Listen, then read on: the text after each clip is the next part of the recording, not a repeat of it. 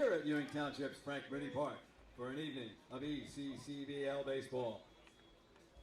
And as the players approach the foul line, we'd ask that you'd all please rise and remove your hats as we honor our country and all those who serve it with the singing of our national anthem, sung tonight by Jersey Baseball Nation's Charlie Jones.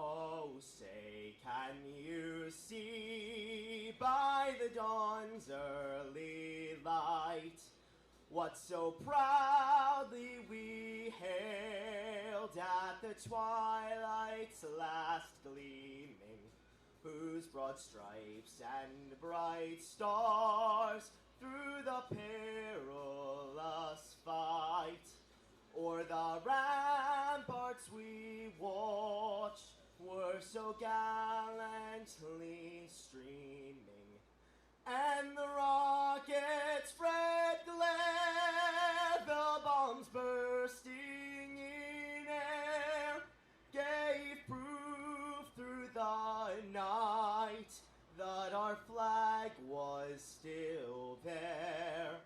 Oh, say does that star-spangled banner yet wave o'er the land of the free and the home of the brave.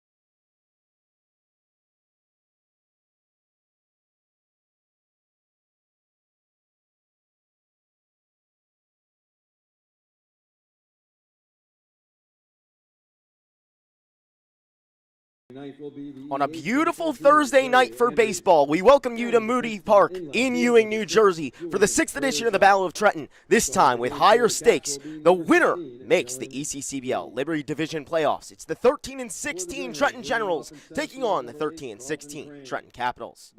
Hi everyone, Charlie Jones alongside my partner Luke Lendler, ready for some baseball from Ewing for a matchup that should be incredibly good. All hands on deck as the winner of tonight's matchup makes the playoffs. Luke, we'll start with you on the pitching side. Both these guys throwing some of their top arms. For the Gens, though, a newer addition on their end. What should we expect out of these two very strong pitchers? Yeah, it's Bam McNabb for the Gens tonight. He's just coming off an incredible high school career over at Holy Ghost Prep, and he's set to pitch for Gardner Webb next season. And Holy Ghost Prep, you know, they have these guys hit both ways, so hit and pitch when they're in high school. So when you look him up, you see his hitting stats first. You're like, 216, he's not that good. You pull up the pitching stats, it's a different story. 2.85 ERA last year, and then this past season, 0.26. 4-1 on the season and 8 appearances. I mean, it doesn't get more shut down than that. He certainly will be a force to be reckoned with in this Battle of Trenton. And on the other side for Dylan Gainey, a sophomore out of Gwynedd Mercy, was very strong there. A career low in ERA, a career high in wins and saves, as well as innings pitched in his last collegiate season. And he has been one of the consistent arms for the Caps this year, repping a 5.25 ERA on a pitching staff that has had its troubles at times. Tonight will be making his 7th appearance of the season, trying to push his team across the finish line into the Liberty Division playoffs. It's a great time to show you the playoff picture in the Liberty Division as things are now starting to firm up with the Mammoths at 19-9-1. Their final game of the season canceled, so that will be how they finish. Finished 19-8 last year.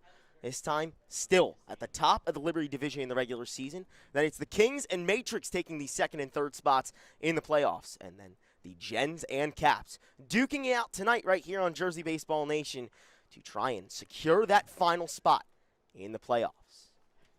As Jackson Wargo steps into the box for the Caps, Bam McNabb toes the slab. We're ready to go here from Ewing.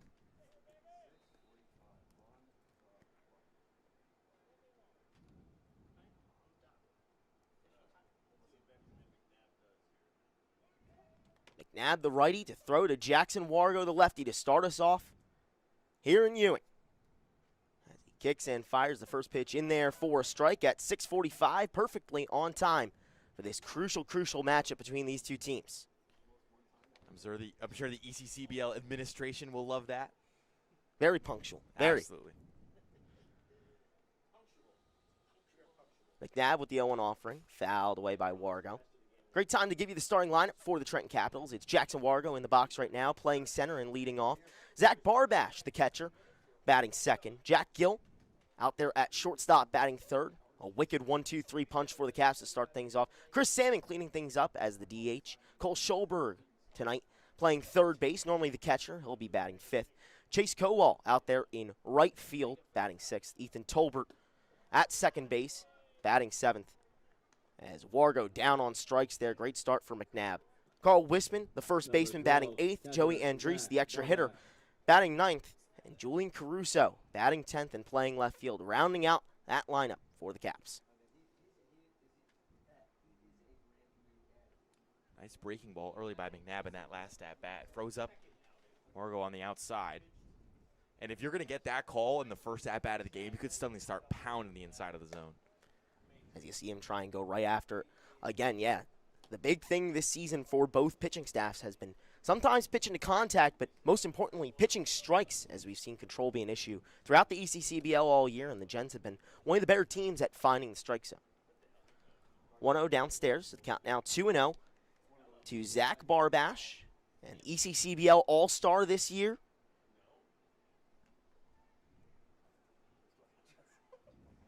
Will also be in the home run derby for the Caps. Big swing right there. You can see why. Unloading a big swing off the shoulders. As the count now turns to 2-1. 1 gone, no one on. Still in a scoreless ball game where every run will be crucial.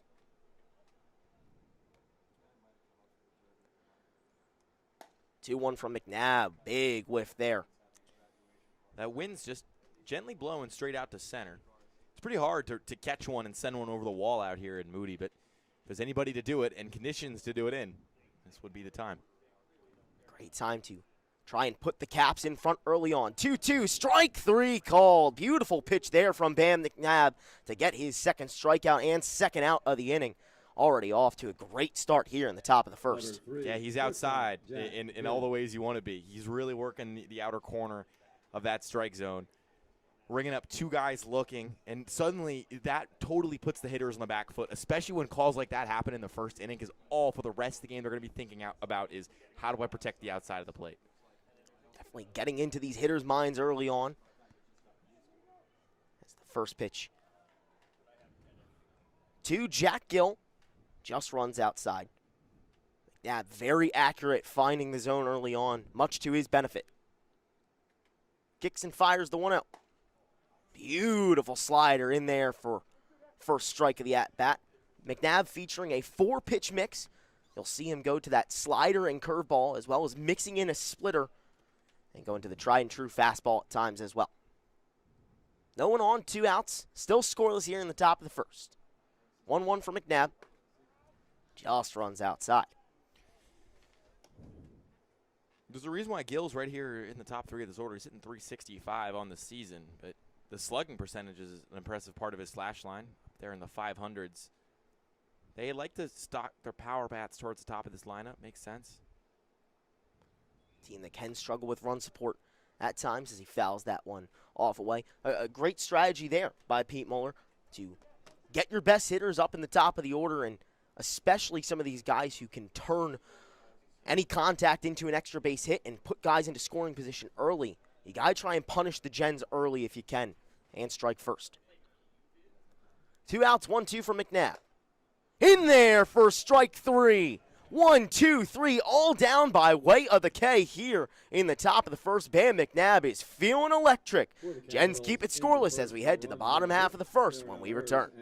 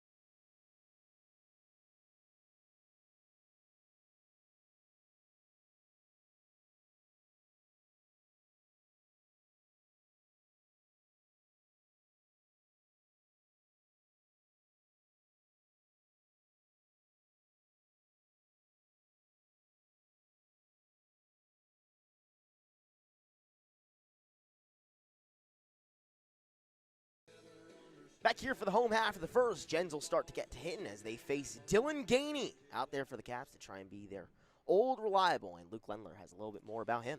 Yeah, Langhorne, Pennsylvania native, past couple years over there for the Gwen and Mercy Griffins. Dealt in the PCL in high school for Archbishop Wood, and he doesn't have the power stuff that we saw in McNabb in that top of the first. But he is sort of a reliable, accurate, commanding pitcher. And that's really, when you're in a situation, in an environment like this, that's exactly what you want. Give your defense a chance to make a play. Don't just give guys free 90 feet and keep working around and suddenly put unnecessary pressure on yourself. Gainey's not going to necessarily go out there and win you a game with this incredible stuff, but certainly so far this season, he has not shown the ability to lose you a game either. You said it perfectly as he fires the first pitch. Outside to Carlton Crane. That might be an announcer's jinx. He skips the first pitch into the backstop. I promise you, he can command his pitches, and that's probably his best attribute. However, you're completely correct. He does find the strike zone accurately, and Pete Mueller said, look, sometimes he's going to pitch to contact, and he knows he's got a good defense behind him as they try and show it off right there. Beautiful play to start things off. Ethan Tolbert spinning the first out of the inning. It's not an easy play to make, especially we can see how unpredictable this dirt has been in the past. That one came up smoothly for Tolbert, and he did a nice job playing with urgency but not desperation. Got the out at first. Great start for the Caps there as Mickey Gilligan steps into the box. First pitch from Gainey to Gilligan, slapped up the middle. That'll find free real estate, and it'll be the first hit of the day for either side. Mickey Gilligan aboard with a one-out single to get things started for the Gents. A good job being aggressive there by Gilligan, not wanting to fall behind in that bat or yawn off the first pitch. He was right on that, and he just sends it right back the way it came. Gens have sometimes had trouble striking first, and when they do, cannot compound that into consistent scoring throughout a game. We'll see if that dynamic plays in tonight. As the first pitch to Lucas Albert in there for strike, one of the best hitters in the ECCBL, a front runner for possibly MVP. Every time he comes up, it just seems he finds a way to get on.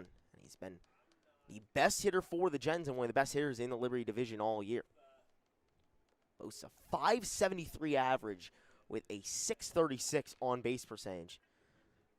But that's not the entire story, as well as 29 stolen bases, breaking the single-season Liberty Division record. And he keeps on adding to that total as he pops one up, running in for it from center to make the catch is Jackson Wargo for the second out. I think that one dropped. I think that one snuck in front of him. Oh, it looks like it did. You're completely right, Luke. That one just pops down right in front. Wargo looked like he had it, but slowed up at the last second and could not get control of it. So once again, Lucas Albert finding himself on first, as he always does. I mean, the Caps have given up the most hits of any pitching staff in the ECCBL. This is not unfamiliar territory, but they've been able to put out fires, at least early in games for the most part this season. First pitch, Donato Incalingo outside. So runners on first and second for the Gens with one out here in the home half of the first. Great chance to try and get themselves on the board first with a playoff spot on the line.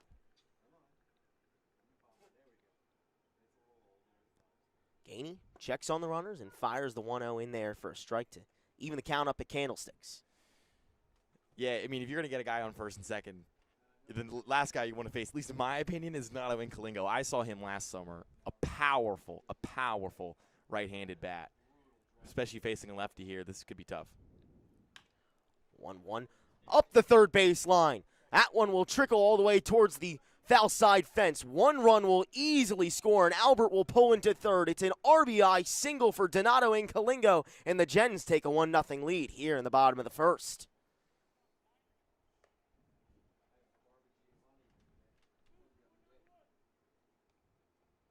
Perfect placement there for Incalingo to strike that one up the third base line and drive home that first run, where every run is going to be crucial, like we've mentioned, on and on and on.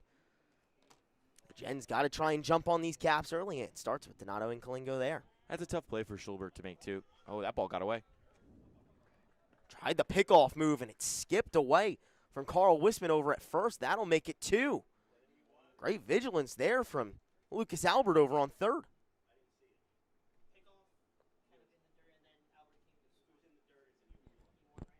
I mean, that's just an avoidable mistake. It's errors like that that are going to put you in 5th place of the Liberty Division. You can't have those in a game like this, especially not tonight. Both these teams sitting at 13 and 16. The winner will play more baseball. The loser will end their summer season here. That pickoff attempt finds the glove of Wisman this time. Not in time, however. I understand why you want to do it. I mean, Incalingo's taken perhaps a unsafely large lead over there at first, and he's not the quickest. That one outside, but finds the outer half for a strike. But you have to be on the same page with your first baseman and Wisman if you're Gainey. And again, these are two guys, they've played all summer together. You need to have that level of connection at this point. It's not June anymore. We are late into July. Pete Mueller mentioned they're playing very loose, maybe just a tad too loose. As You can't have those little mistakes. Those are the ones that are going to maybe punish you the most and extend innings and extend scoring rallies. Gainey checks on first and fires over once more. Really trying to hold Inkalingo to the bag.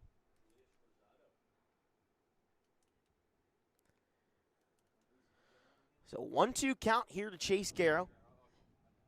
As Gainey kicks and fires. Way outside. Breaking ball just broke a bit too much.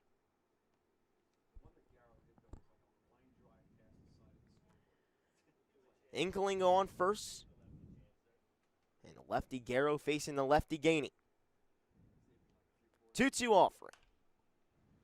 Slap down the third base line, but foul in the air.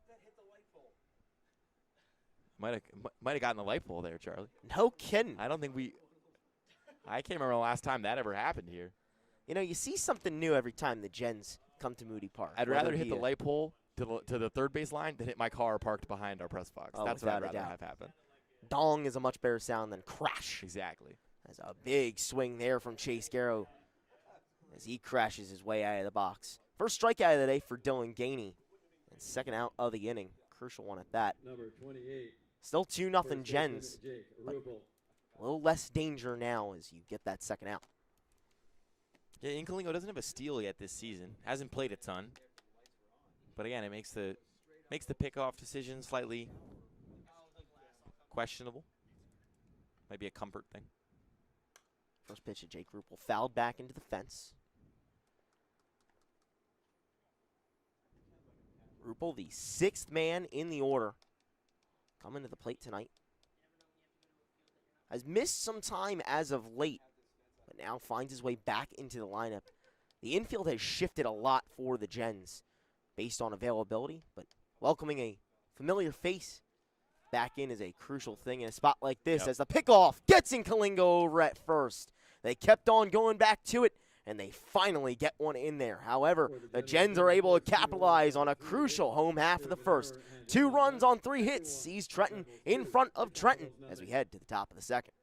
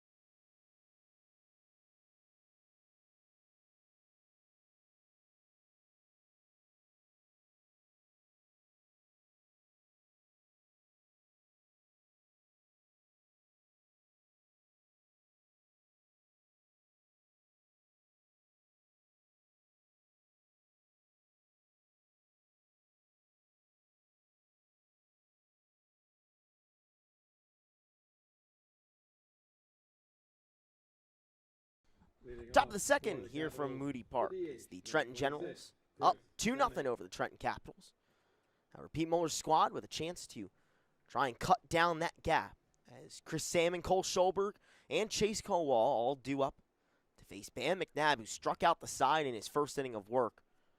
He fires yet another strike in there. Big swing. Misses the mark for Chris Salmon. McNabb has been outstanding through the first inning and trying to keep it up here in the second as the 0-1 generates yet another whiff. Way ahead in the count, 0-2 now. Couple uncompetitive swings from Sam, and he's got to shorten up here, stay alive. 0-2 offering from McNabb. Runs inside, almost taps Salmon on that outside elbow. But instead, just a ball. A rarity for Bam McNabb so far today.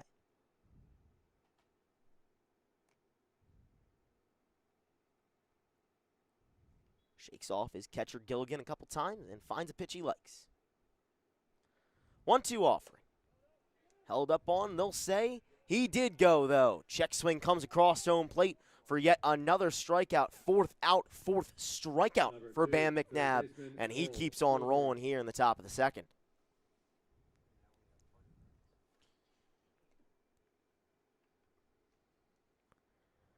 So with Salmon retired, he'll bring up the third baseman, Cole Schulberg.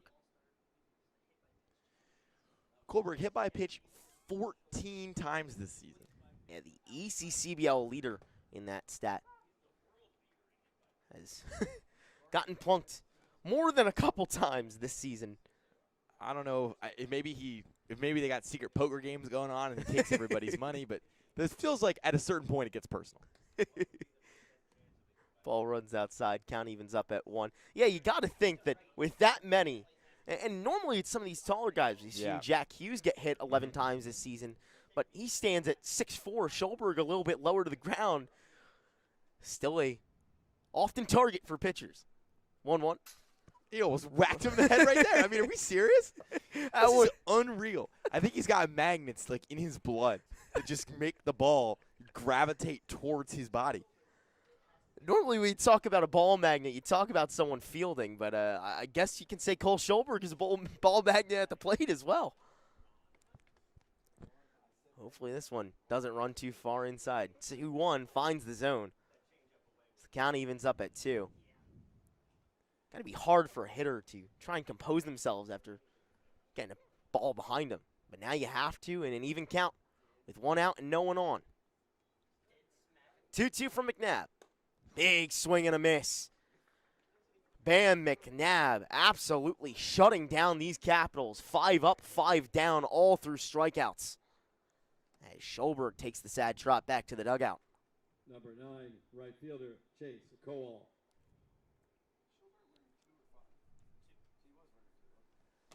He's not really overpowering them with his stuff either, is McNabb. He's just placing things perfectly. He's countering his pitches very, very well. Like you mentioned, a 4-pitch mix.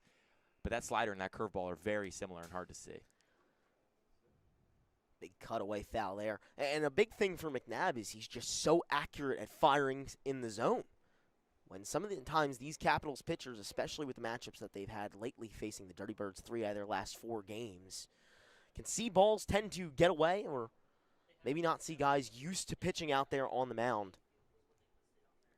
Now having to face a guy who is so accurate at finding the zone as he fires yet another strike in there for an 0-2 count with 2 down and no one on. Got to be tough to try and figure out a guy like this. 2-0 Gens on the backs of their offense, and a great performance so far from Bam McNabb. The 0-2 runs high and inside.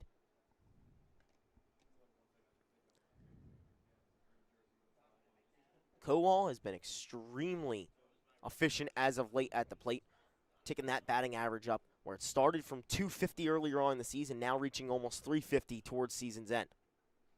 1-2. Big swing and a miss. Gilligan will come out from behind the backstop and fire down to first in time for the 3rd out. 6 up, 6 down, all strikeouts for Bam McNabb.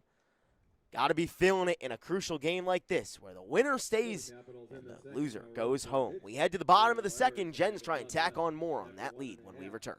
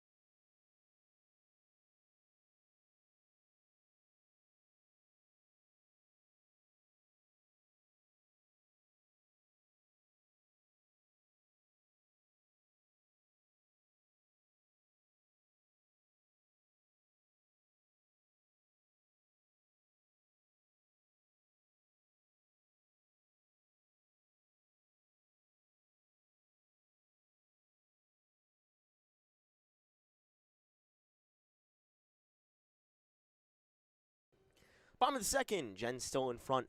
2-0 here from Moody Park. Charlie Jones alongside my partner Luke Lendler. Happy to be here with you on a beautiful Thursday night after some wicked weather anomalies so far this season.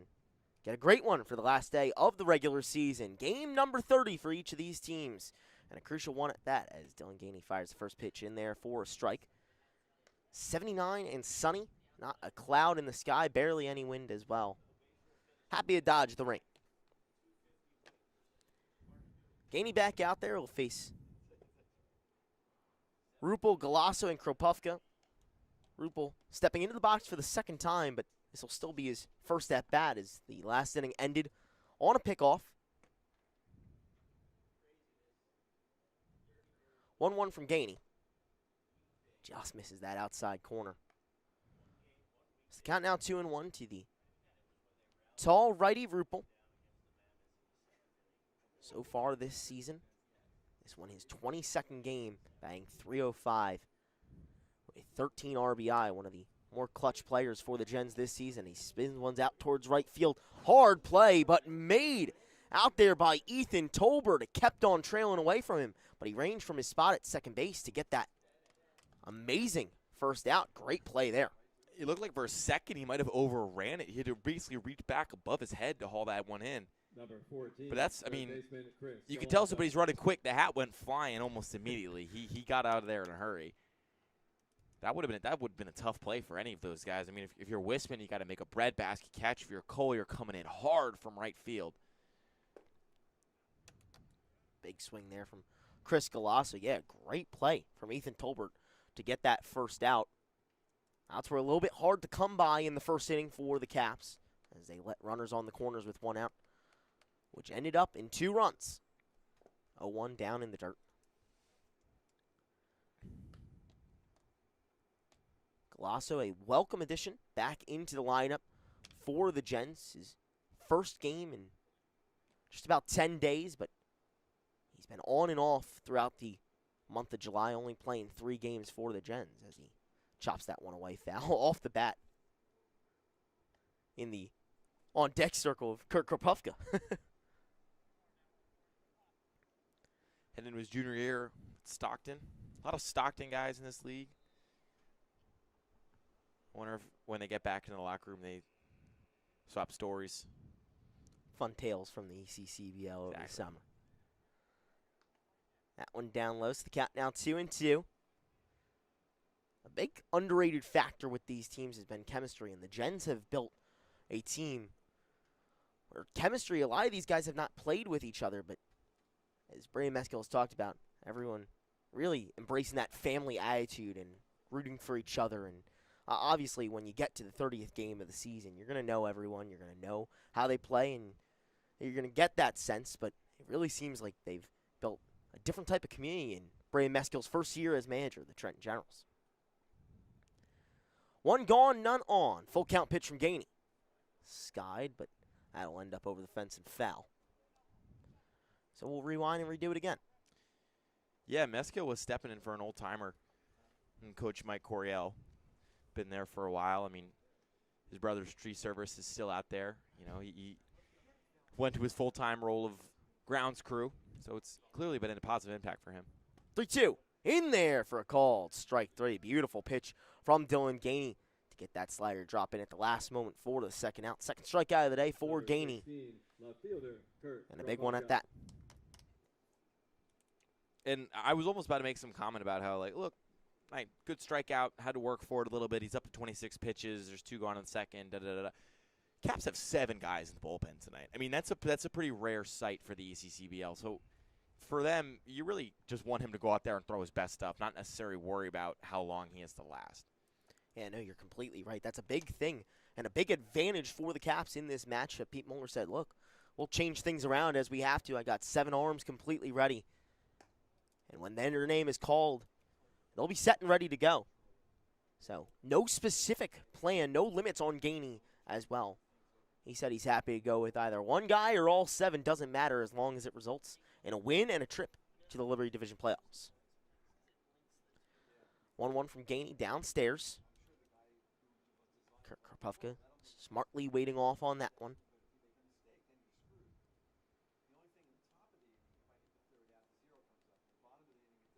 left field mainstay for the Gens this year. Has had his struggles at the plate, but hoping to come up big down in this 30th game of the season. Big swing there. Coming up empty. So the count now 2-2 with 2 gone. And no one on with the Gens still up 2-0. Gainey trying to keep it that way here. 2-2 offering. Runs downstairs. Skips across the dirt as well. Another full count for Gainey. It's a big pitch here. You really don't want to allow a 2-out walk. Not saying that that'll result in a run, but just for the sake of your own rhythm and your own beat and how you're pacing yourself, just want to get out of this inning here. Big deep breath, kicks and fires the payoff pitch. This one grounded off towards the left side, scooped up by Gillen. Fire over first. Plenty in time. Gens go down 1-2-3 here in the home half of the second. We head to the top of the third.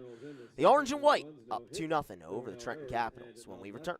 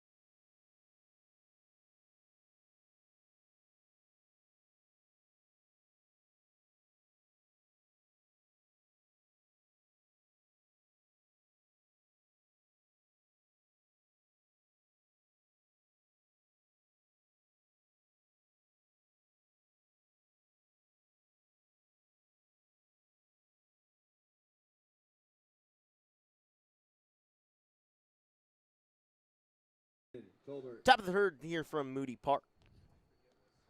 Caps going back to work at the plate, facing Bam McNabb again, who has been stunning in his first 2 innings of work as he misses with the first pitch. 6 up, 6 down, all of them strikeouts. Caps have not had his number early on here. 1-0, just outside. It's Tolbert, Wisman, and Andres due up. And Caruso waiting in the wings. 2 offering.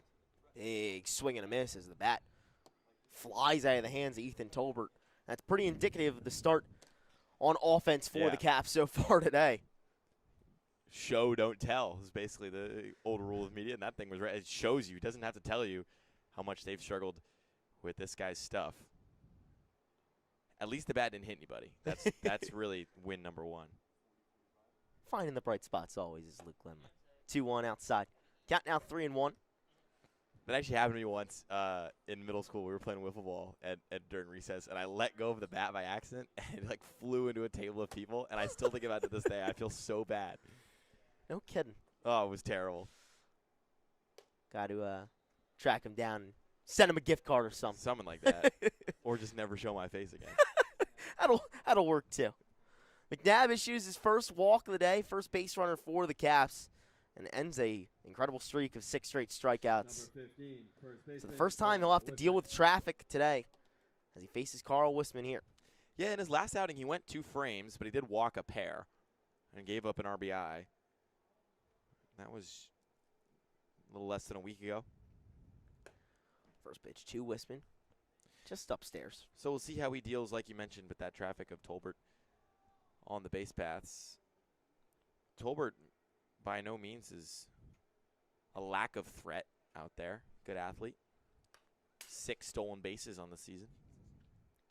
Yeah, quite the athlete. Has shown himself to come up big at times for the Caps, especially in clutch spots. There was a game earlier this year against the Matrix where the Caps went into the inning finding themselves down 8 in the bottom of the 9th, and Tolbert ended up coming up with the winning at bat, holding off and allowing a couple of wild pitches to come in, and ended up being the hero with an RBI single to close out that game. That one finds the zone. Still firing strikes out there is Bam McNabb, up to 33 pitches on a 50-ish pitch limit. Could see his start end soon. 1-2, fouled away by Wisman.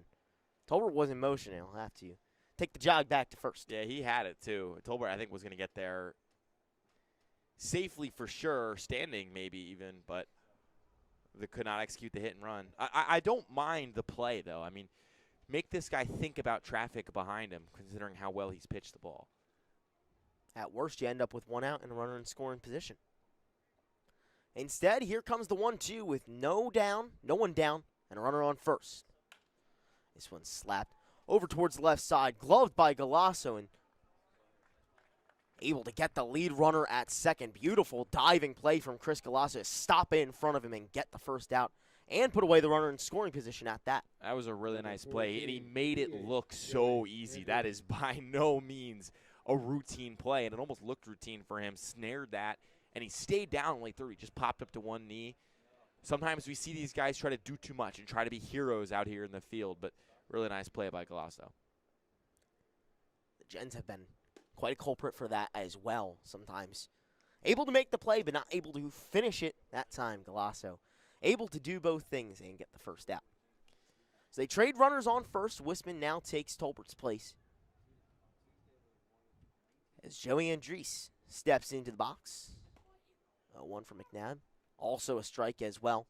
So the count now 0-2. He's found himself in many favorable counts today and has executed well on them. He's thrown 37 pitches, and 25 of them have been strikes. Great accuracy so far from Bam McNabb. Has command over his arsenal as he fires over to first, not in time. Seemed like Wisman was hearing it a little bit from his dugout. Not sure what for. Pete Muller said they're playing loose. That's a team that, through the hardships of the season, has built chemistry.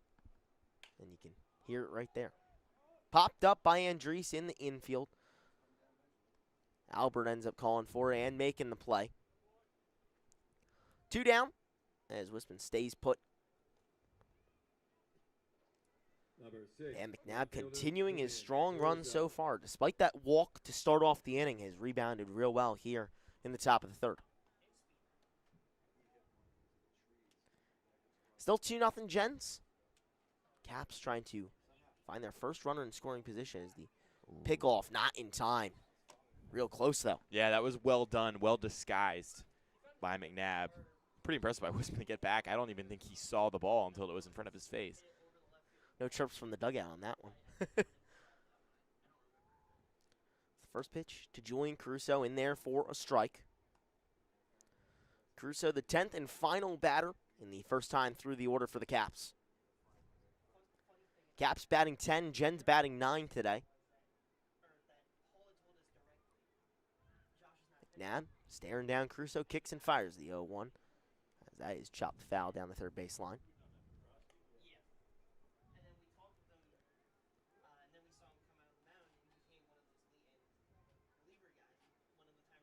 Caruso batting .319 with 6 RBI and 15 hits. An effective contact hitter for the Caps so far this season. Trying to keep a 2-out rally going. And a strike 3 there.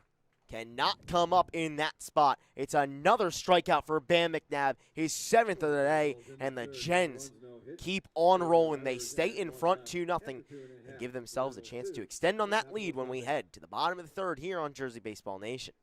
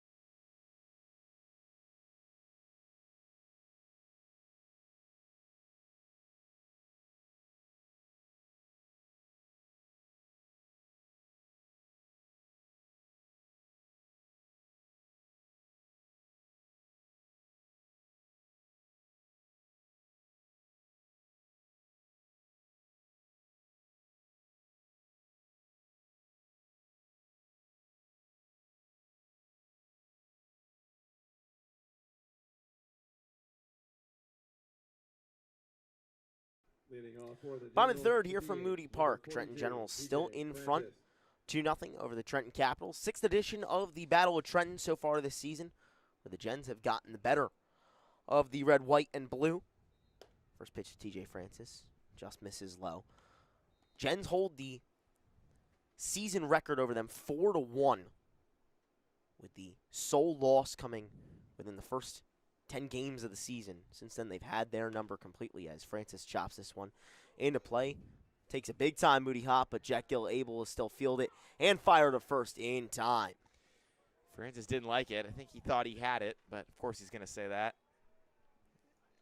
The smile on his face as he comes back to the dugout tells me that he did not have it and was, in fact, trying to convince the umpire he had it. But that's a really nice play there by Gill to handle that hop. Coaches are always going to tell you to charge ground balls like that or choppers like that. And when you don't, you better make up for it by having quick hands. That's exactly what he did. And Noah, glove fluttering there, immediately pulled it out and got it over in time. That one popped out towards left, a can of corn.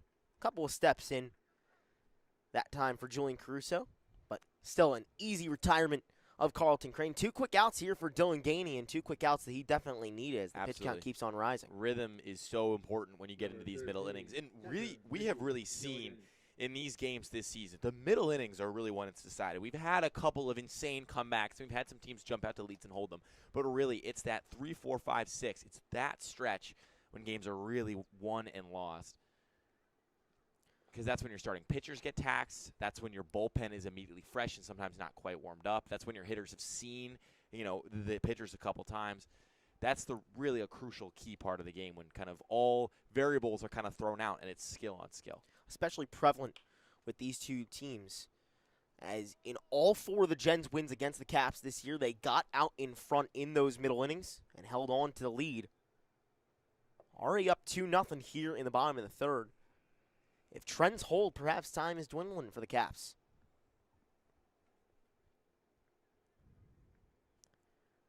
1-1 to Mickey Gilligan, and it taps him on that outside leg. 2-out base runner for the Gens. Not necessarily in the way that Gilligan was hoping for, though, as he gets blunked. I mean, it's also, when these two teams played last, all the way back June 25th, they both scored in the first inning, but it was a 4-run 4-inning and a 2-run 5th inning that really blew things open for the Trenton Generals. They would go on to win 8-4. Again, that's what I'm talking about. Whoever can make that big punch in those middle frames usually has held on between these two teams. The Gens were the first to strike. Still looking for another inning like that, though, as that ball gets away from Barbash behind home plate. I mean, I know that the Generals have that 2-0 lead, but I would almost go as far as to say that I'm pretty confident in the next team that scores will win the game. Even if it's the Caps to make it 2-1, I just think we've reached the point where one of these offenses is ready to really get rolling and take advantage. When a trend like that pops up in all 5 previous meetings, you have to think it could come into play again today. Gainey checks on Gilligan at second and fires the 1-0 to Albert at home. Schulberg emphatically calling for it over at third, and he does indeed have it. Gainey only has to face 4 batters in the inning and retires the side very quickly. We head to the top of the 4th. Gens still in front 2-0 when we return.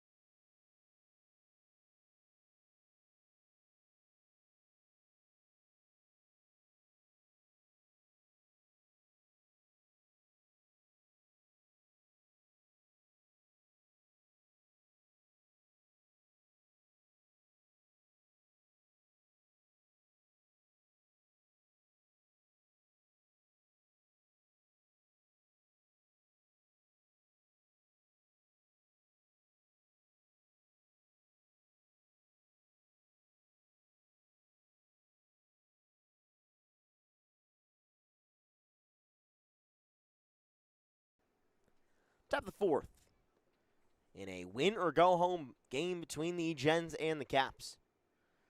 With the first of the two up 2-0. And Bam McNabb out there once again as he fires the first pitch ball to Jackson Wargo. Second time through the order for the Caps. First time through the order, they went hitless as McNabb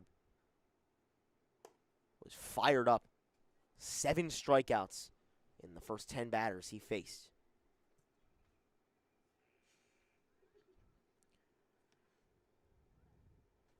Wargo was the first strikeout victim of the day for the Caps, and he's back in there now in a 1-1 count as that one falls outside. McNabb is on a 50-ish pitch limit, so you could see Brady Sell coming in next as he exits the bullpen and starts walking down in foul territory off the third baseline. Wargo takes that one for a ball.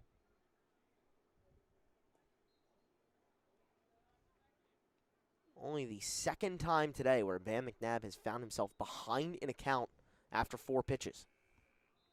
3-1. This one popped down the third baseline, and that will just barely be foul. It's bloopy stuff like that if you're facing a pitcher like McNabb who's throwing as well as he is, you're going to need. And almost got one to drop. Yeah, with him showcasing some serious speed, but also firing strikes in there at an unbelievable rate. You got to try and get a bat to it late. Wargo did there, but just couldn't keep it fair. That one was really close, and you could see just about everyone in the Caps dugout go into uproar. Instead, after a solid swing, now full count once again. McNabb with the offering. That is outside. Jackson Wargo ends up on first regardless. Second walk of the day issued by Bam McNabb. Only the second base runner so far for the Caps. Number 12. We'll see how this impacts the bullpen action. Like you mentioned, 50-ish. And he's at, quick maths, 46. Did I get that right? 47. Okay, 47. I was almost right. And so I would bet they're going to try to let him finish this inning out. But if he allows one more free runner, it might be a problem. Oh, and free runner he does issue as that one runs in at the head of Zach Barbash. Had to turn away from that. Looked like it got a piece of helmet, luckily, but that one was in at the neck. First runner in scoring position for the Capitals all day. And it's off of 2 free passes, and that will do it for Bam McNabb as the pitch limit nears, only 2 pitches away. It all but appears as though Brady Meskill will take the ball from his starter. In a crucial winner-go-home game, Bam McNabb showed up in a massive way. Yeah, how about the outing? I mean, really, just that's all you can ask of a high schooler. I mean, he hasn't stepped on a college baseball field yet, so I'm going to call him a high schooler. If you can hear me and he wants to throw something in my head, be my guest. But, look, you go 3 frames, you yield 2 walks in the 4th, and that's why you get pulled. But he was utterly dominant in the first 2 innings. Struck out 6 guys in a row to start the game. His stuff was catching the outside corner. It was fooling hitters. It was crossing them up. In a win-or-go-home game, you can, if you tell a coach, I'm just going to give you 3 straight scoreless innings to start the game, of which the other team can generate 0 offensive momentum, of course you're going to take that. Much less from a kid that is just coming off of a high school career and doesn't even have collegiate experience. What's most important now is can they at least maintain some of the level with the bullpen, because that's really been a cause for concern for a lot of teams in this league in these past few weeks. Your starter comes out and gives you 3 strong, 4 strong, 5 strong, but all of a sudden the bullpen comes in, things fall off a cliff, and the wheels can fall off the bus. So we'll see what the Gens have at stake, but this could be a turning point.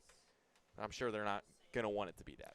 I'll echo that same sentiment. You mentioned that sometimes the bullpen cannot exactly continue on what the starter has done. That was the theme for the Gens through the first half of the season. That was their biggest flaw, and that was a weakness that Brady Meskill said, look, that these guys are still trying to kick off the rust, but if we want to be in a playoff position come the end of the regular season, they have to show up. They did at times, but it still hasn't been as consistent as he was hoping. He's got 4 guys after the starter McNabb who finishes his day.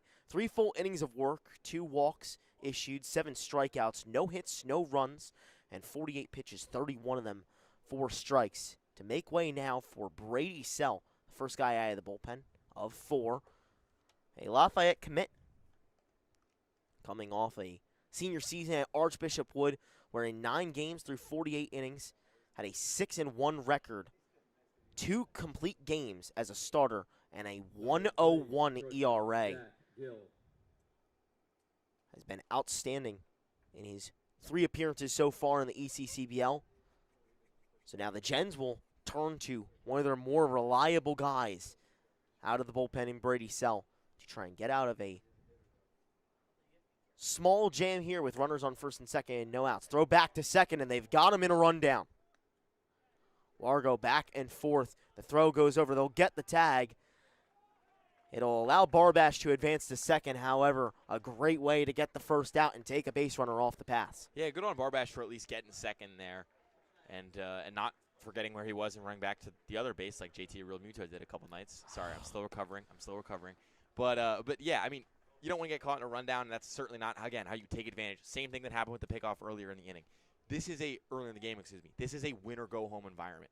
These little things are going to add up. The Caps could have had a base runner, could have saved a run without a poor pickoff attempt earlier. They could have an extra base runner right now, but instead, the tying run is now at the plate instead of at first. So it's little mistakes that have bit the Caps all year. Now with 1 out and a runner off the base paths, just only 1 at second, and 0-2 count to start things off for Brady Sell. They can feel the change in the air of rhythm.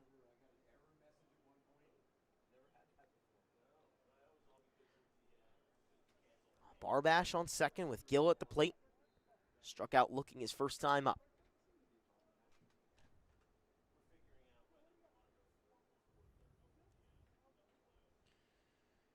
Bit of a powwow going on the mound.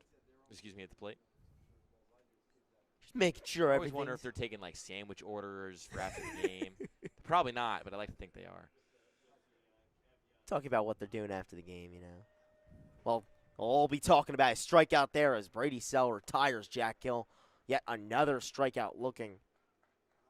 And a perfect pitch that time. Heater on the bottom half of the zone. Number 26, to send Gill packing. Chris Salmon.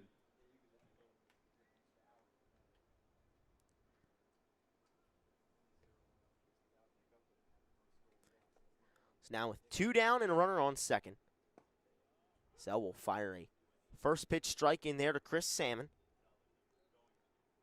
One of the strongest hitters on that Capitals lineup this season. Has almost played the entire regular season. And has batted to the tune of a .264 average with a .404 on base percentage. That breaking ball finds the zone as well on the outside half.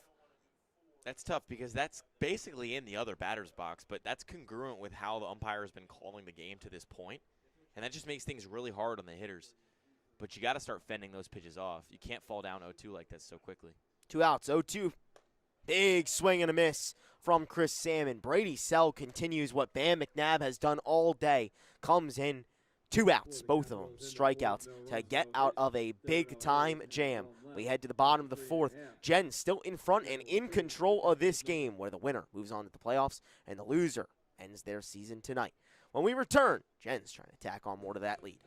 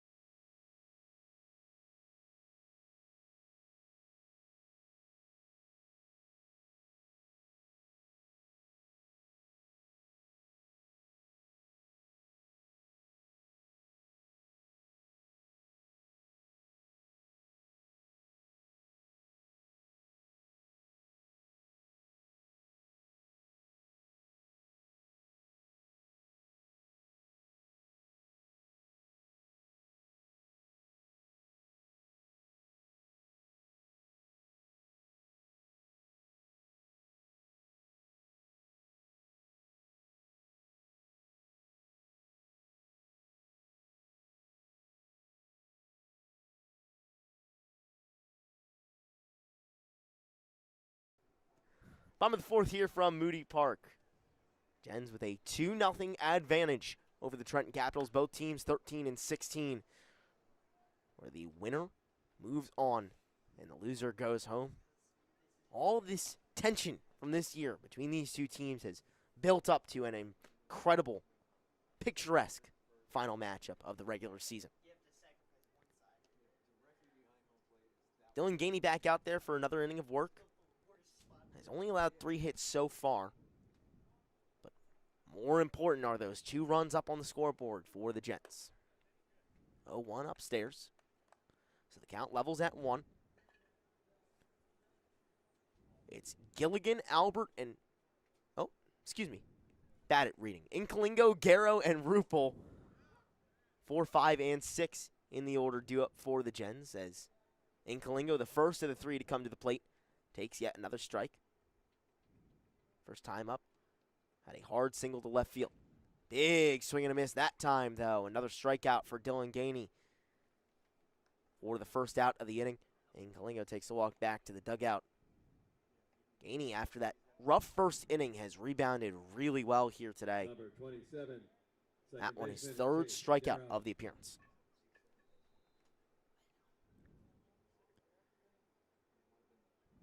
Makes way for Chase Garrow, an ECCBL All-Star.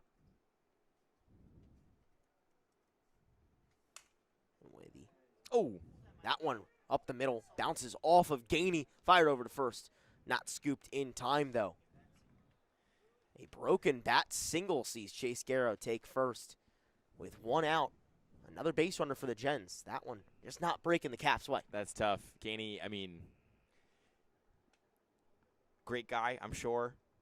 5'9", 6'1", that's a catch. That's just what it is. I'm not trying to get personal. I'm just being honest. He gets a couple inches taller, and that's an easy out. So it's tough that it has to break that way for him. But I still think he's been throwing the ball pretty well these last 2 innings since giving up that 2 spot in the top of the first. I mean, that was a broken bat bloop single. Like, he's really not giving up a lot of hard contact, and he can get out of this right here. Fires that back over first. Not in time. Has already gotten 1 pickoff success so far today. And so he's a lefty. It pops out of his hand pretty quick when you don't have to spin your entire body around. And so the Gens have to be aware of that with their leads. And Kalingo was already shot down at first. The man behind him in the order had to scurry back quickly right there. And Garrett. Jake Rupel up to the plate. Popped out. Over into right field. His first time up. Another pickoff attempt. And these are close. Like, these are close plays. These aren't just trying to keep Garrow honest. These are trying to keep Garrow in the dugout. They're trying to get him out with these. These aren't just to hold him back. And you got to watch out. 0-1 runs outside. And when Gainey went after Inkalingo over at first, he threw over what could have been 5 or 6 times. All ended up being successful, though, as he knew in his heart of hearts, I can get him. And he was able to do so. That quick turn, as you mentioned, with the lefty, can throw these runners off. Breaking ball just misses inside. The count now in Rupel's favor at 2-1.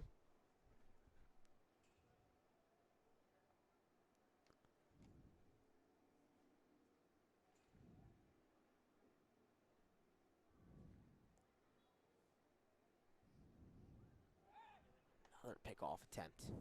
This time, Garrow a little bit wiser to it, as the Gens are starting to get the message, maybe. Gainey took a very dramatic step with that one that bought Garrow some time.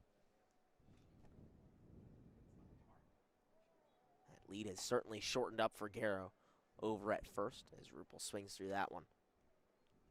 The Gens are a very aggressive team on the base paths. They lead the league in stolen bases this year, with just narrowly edging out the Kings in that stat. Tyler Kimmick's favorite stat. With 120 coming into today. As Rupel a little bit late on that one, but it ends up foul. Yeah, that was a good way to shorten up and fend that one off by Rupel. I mean, that thing was hanging high and going to drop in. And he just, at the last second, was like, oh, I got to swing at this. And sure enough, sent it foul and stayed alive. Able to protect the last moment and buy himself an extra pitch. The 2-2. Big swing and a miss. Another strikeout for Dylan Gainey here in the bottom of the fourth. to get the second out as Rupel heads back to the dugout. Another beautiful pitch from Gainey as he eclipses that 50-pitch mark. Third baseman, Chris Galasso.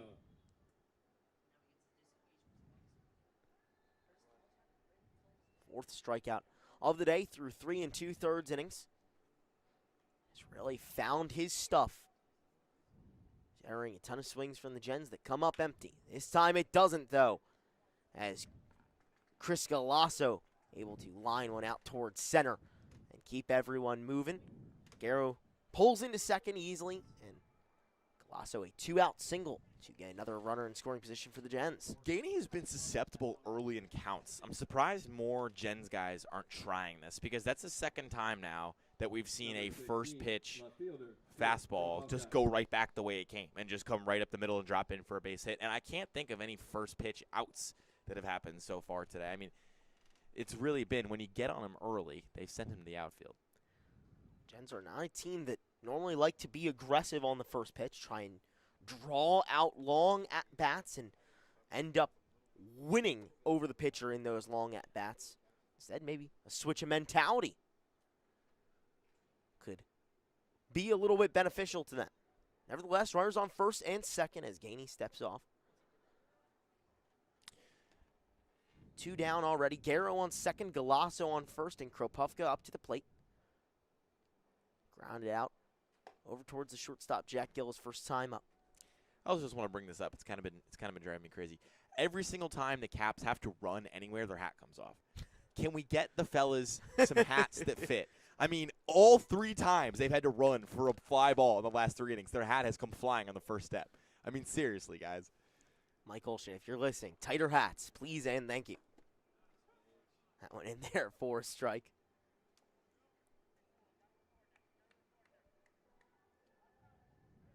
Count now 1-2 to Kropufka. Lefty Gainey. Kicks and fires. Big swing and a miss, and yet another strikeout for Dylan Gainey. Beautiful pitch to end the bottom of the 4th. We head to the top of the 5th. Caps have been able to shut down the Gens offense, but can't find any of their own. A chance to do so when we return.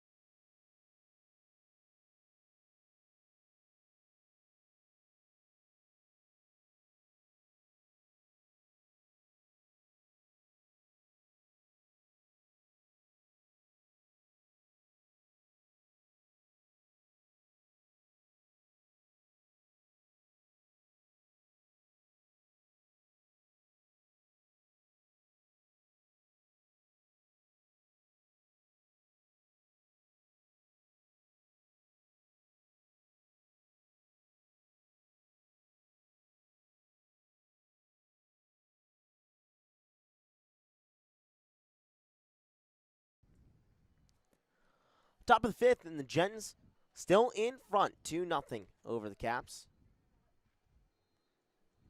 Battle of Trenton with a playoff spot on the line between these two teams.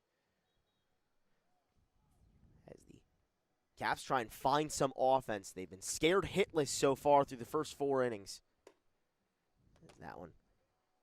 Upstairs, still trying to get that offense going and find their groove. Maybe a change in pitcher will help. Bam McNabb's day is officially done, and the line is closed out. Now facing Brady Sell, who was incredibly strong in his first couple of pitches in his own right, able to get 2 strikeouts in the final 2 outs of the 4th. Now in his first full inning of work, what can he do against the middle of the lineup for the Caps? It's Schulberg, Kowal, and Tolbert due up. As the 2-0 upstairs as well. Schulberg struck out swinging his first time up.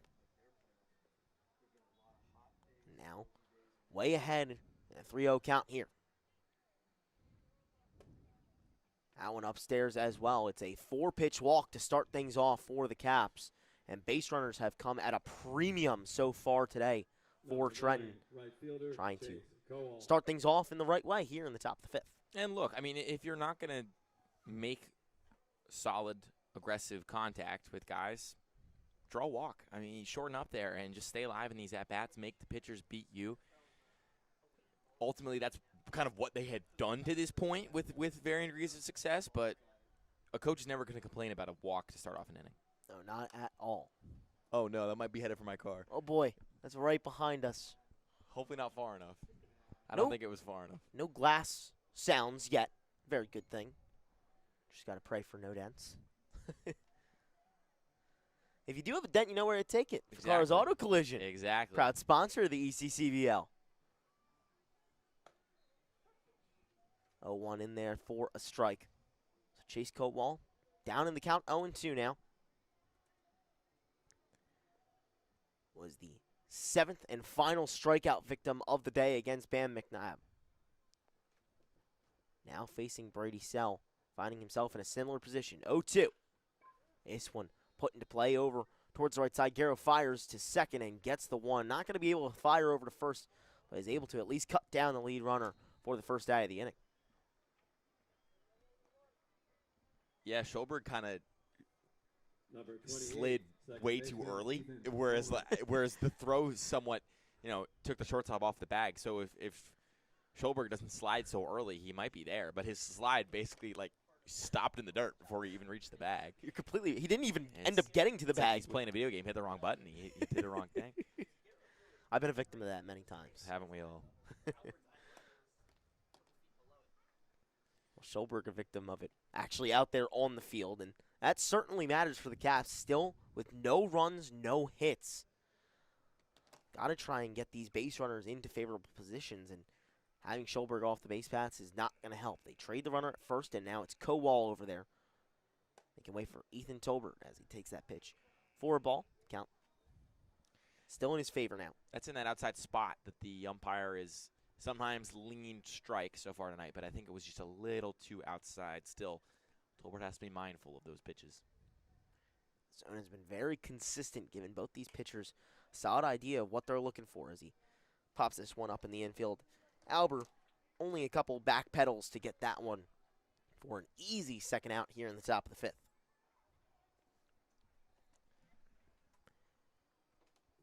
Number 15, first baseman, Carl Wisman. Aside from that first inning where the Generals had 3 hits and were able to bring home 2, it's been mostly silent offensively and a battle between these pitchers. Gainey's still going for the Caps, and now Brady Sell in relief of the starter Bam McNabb for the Gens, having his way as well. First pitch to Carl Wisman, outside. Wisman grounded into a fielder's choice his first time up. Also, interestingly enough, similar to us, an ECCBL intern here for the 2026 season. Oh, yeah. Writing over at the Jersey Baseball Nation Substack. Make sure to go give that a look and see all of his work on his experience as a player and some really interesting insight about what he's trying to get out of this summer season. And to this point, hopefully he's been able to come away with some extra little skills in that toolbox. 2-0 to him here. popped up, but that one will fall out of play.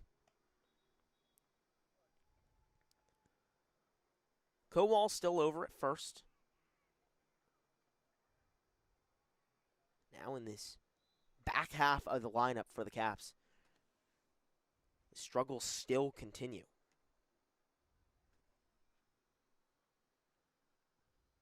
Sell with the dramatic windup, kicks and fires the 2-1.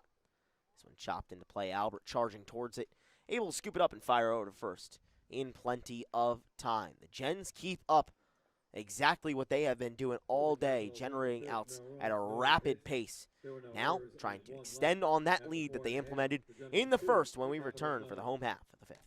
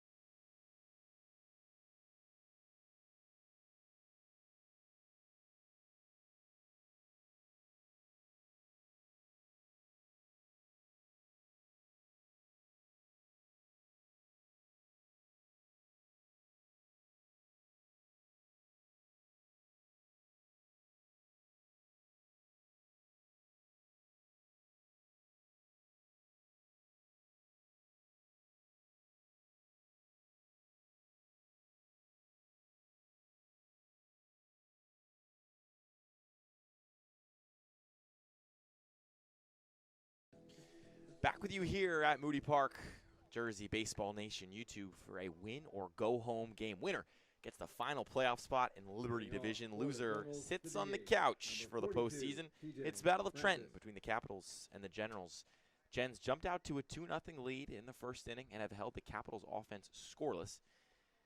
As now it's going to be the Generals' turn to try to add to their lead. First pitch from Gainey is in there for a called strike. He's still chugging along at 57 pitches. He faces Francis in the box, who's over 1. The 0-1. This one's chopped high to third base. Schulberg will give way to Gill, who will fire across the diamond and get the out. Big stretch from Wisman at first base. And for the second time today, TJ Francis just misses an infield single. Second time as well, where Jack Gill, on a similar play, kind of gets the ball late, but he's able to fire it over quickly, and that extra little bit of speed on the throw is so crucial. You got a runner in Francis who is very capable chugging down the first base line, but Gill just faster with the throw to get that first out. Up steps Carlton Crane now, squared a bunt and pop one rolling down the third base line. It'll be foul.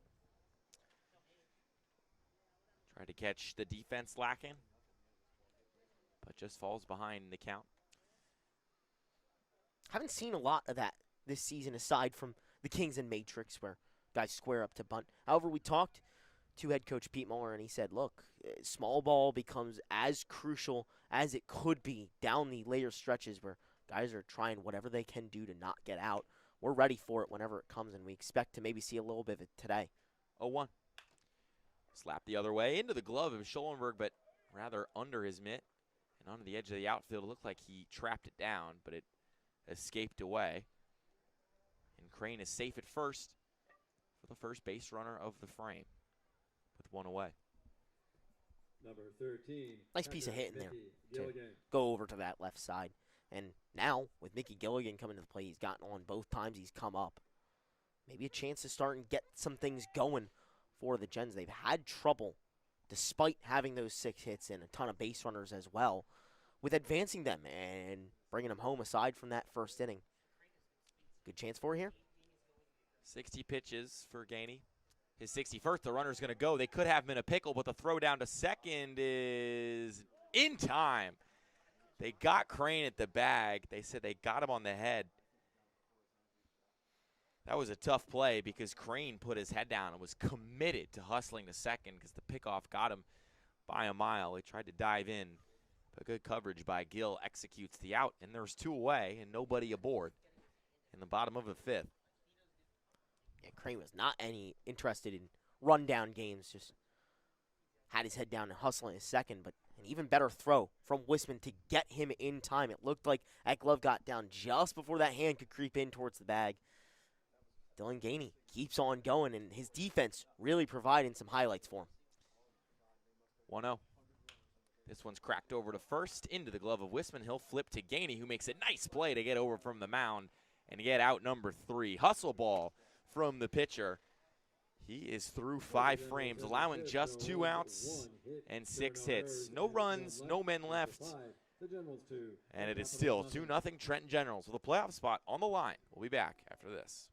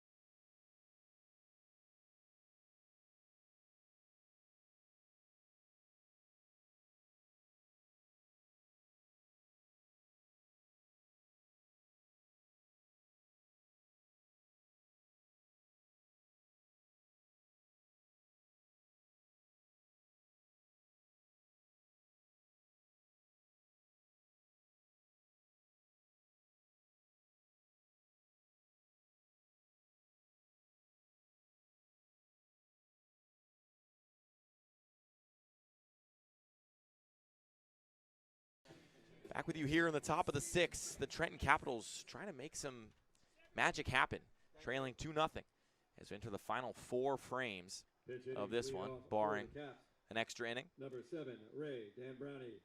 Ray Dambrownie going to step up for the Trenton Capitals, who are hitless so far through 5. We're into the 6th, and it's still Brady Sell on the mound. His first pitch of the inning. Snaps upstairs for a ball. Sell's on just 21 pitches. Got through the last frame relatively unbothered. Did see a walk to open things up. 1-0. Swing and a miss. Upstairs fastball.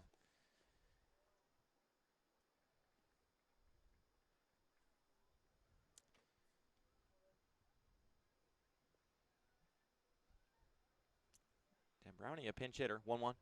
Swings through that one. Stepping in for Andreas.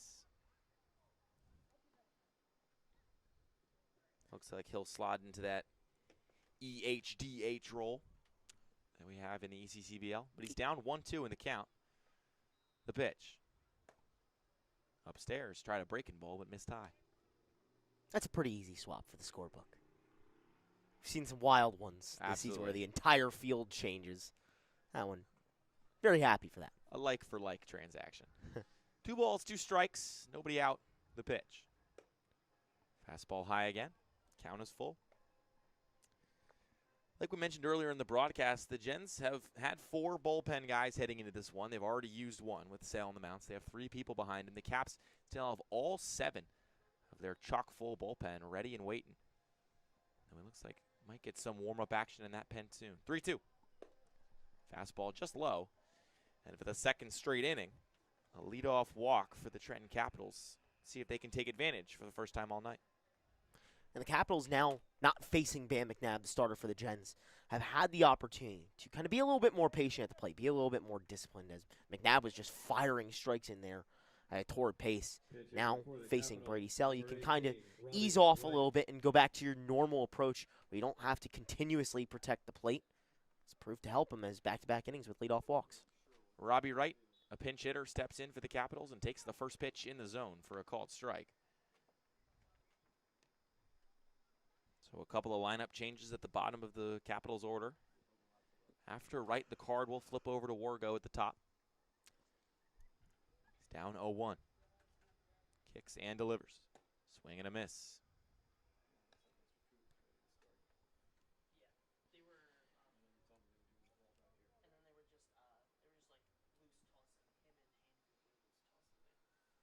No balls, 2 strikes. Runner on first after the leadoff walk. Sell at 28 pitches. His 29th. This one's hit the other way. This could drop in, and it will for a base hit.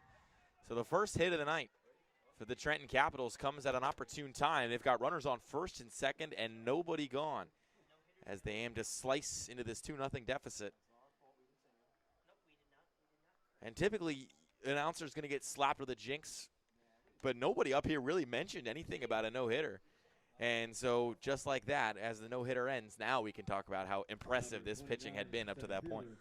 We stayed out of the way. We navigated around it. But, yes, Exactly. You're completely right. They held him hitless. They were very strong at keeping runners off the base paths. But now in back-to-back innings, found themselves with runners on first and second with no outs. Treacherous spots. Got out of it last time, though. First pitch to Wargo. He squares to bunt. It drops fair, still rolls fair, and eventually trickles foul. That would have been, he would have been safe with time to eat a sandwich if that thing had stayed right of the white line. But it just trailed into foul territory. So he's down 0-1. Do you like the bunt call there? Honestly, I don't think it's a bad spot, with no outs, to move those runners into better scoring position. Then you set yourself up for the sac fly as well, or a single scoring both. I think it's a great call by Pete Muller. And a guy in Wargo who's pretty speedy down the line. It could have worked. Just barely spun away, though. 0-1 to Wargo. Squares to bunt again. Takes that one high. Ball and a strike.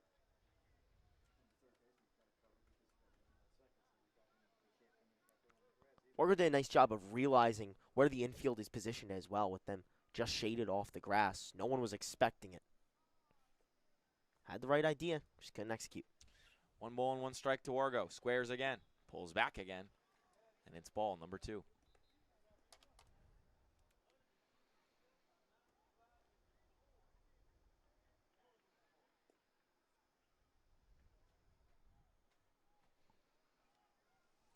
Wargo 0 for 1. Walked his last time up. Faces a 2-1 count here. Squares. And lays it down. It's a beaut right in front of the mound. Sell will make the play just in time. Rupel did a good job extending and staying on the bag. But the runners advance. So 2 in scoring position now for the Trenton Capitals. Number 12, catcher Zach Barbash.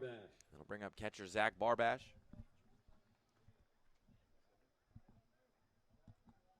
Perfect placement by Wargo. And did his job in just the exact way that Pete Muller asked for. Getting both the runners in scoring position now. Barbash, a .418 hitter on the year in limited action. Swings through that one.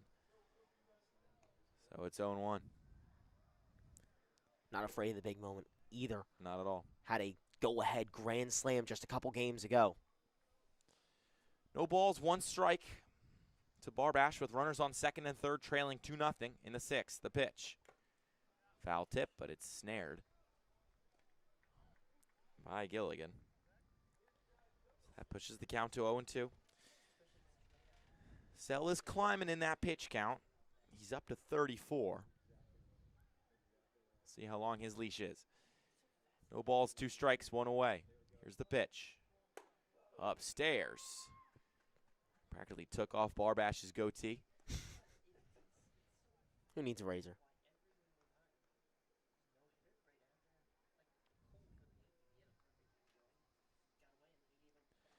Dan Brownie on third, Wright on second. 1 away, a 1-2 count, faces Barbash. Sells pitch. Popped up, center field, ranging over his crane. This is carrying, but he'll make the catch. Tagging from third and arriving safely is Dan Brownie. Wright will make it to third himself, so a run halves the deficit. It's now 2-1 in favor of the Generals, with the Trenton Capitals putting one on the board, and it looks like this might be it for Sell. Meeting of the minds on the mound, talking things over, and sure enough, taking the ball away. Sell's line is yet to be determined should this run score from third, but if this is the end, he went 2 2/3, gave up just 1 hit, 1 earned run, walked 2, and struck out a pair. Not as dominant as McNabb to open things up, but you'll probably take that from a middle reliever. Oh, for sure, especially with your first guy out of the pen, to still keep yourself in front despite only having the 2 runs of output behind you. Ray Sell did his job, and despite that first run of the game coming home for the Caps, I'm sure manager Brian Meska will be very happy with his contributions. So it's going to be a new arm for the Trenton Generals, and while he warms up, we'll take a quick break, and we'll be right back to tell you everything about who's on the mound for Trenton in the Battle of Trenton in a winner-go-home ECCBL game. We'll be back.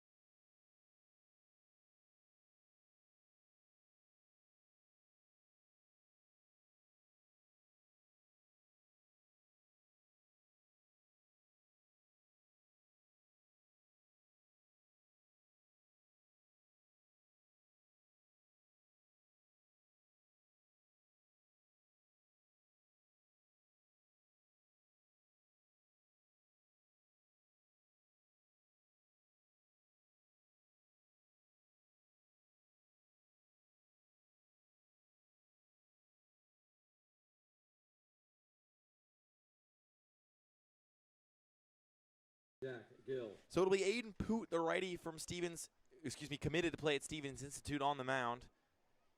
He started just 1 game this year, but he's got 3 appearances out of the pen. 2.57 ERA. His first pitch is outside. And now a good time as ever for him to continue his recent strong run of form. Gill is in the box. Fastball misses low, gets the bottom of the zone, so it's 1-1. With 2 outs and the tying run 90 feet from home. Gill's made a handful of impressive plays in the field, but hitting-wise, he's just 0 for 2. The 1-1. Fouled back.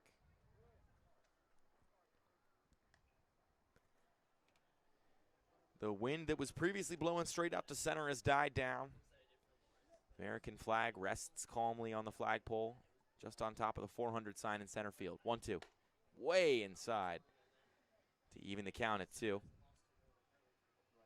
Gill's dugout lets him hear it a little bit for getting out of the way. 2's across the board. Tying run on third. The pitch.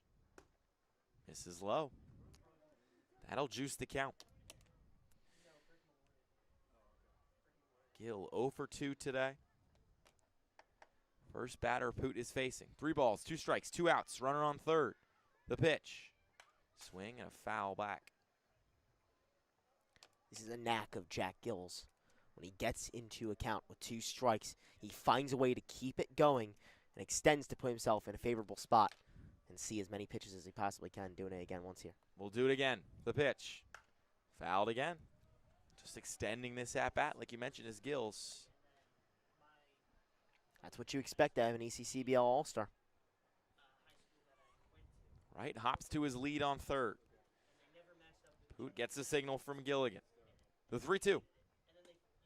Got him on the inside half. Gill didn't like it for a second. He almost draws a line in the dirt. But there's no ABS. And so that will do it for the top of the 6th. The Capitals get a run back. They trail 2-1. And now we'll see if they can maintain their lead. We might get a new arm, so we'll tell you all about it when we come back after this.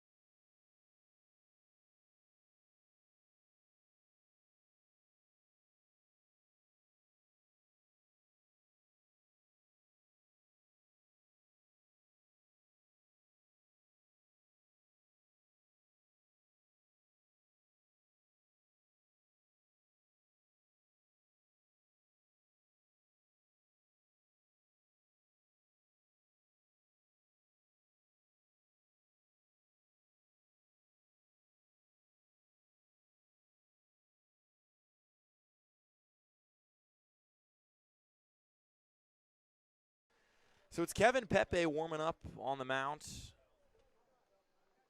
Right-hander from Hunterdon Central Regional High School, just right down the road in Flemington, New Jersey. So his entrance to the arena of Moody Park means it's day done for Dylan Gainey. But honestly, Charlie, after 5 innings and just 2 runs, 1 of them earned, it's going to be hard to find anything to complain about. Yeah, no, Dylan Gainey really rebounded well after that first inning, where he found a little bit of toughness. The Gens got to him, and he came back in a big-time way. He found the strike zone, was able to generate outs, and got out of a couple of frames, 1, 2, 3 as well. I'm sure that Pete Muller is happy with what he did to keep his Capitals in this game, especially with it being so crucial, with it being on the line. Gainey came out and had some of his best stuff of the year. So it'll be Albert Incalingo and Garrow Duop to face Pepe, who just wrapped up his first season at Raritan Valley Community College. Albert just gets on base like it's nobody's business. He's 1 for 2 today.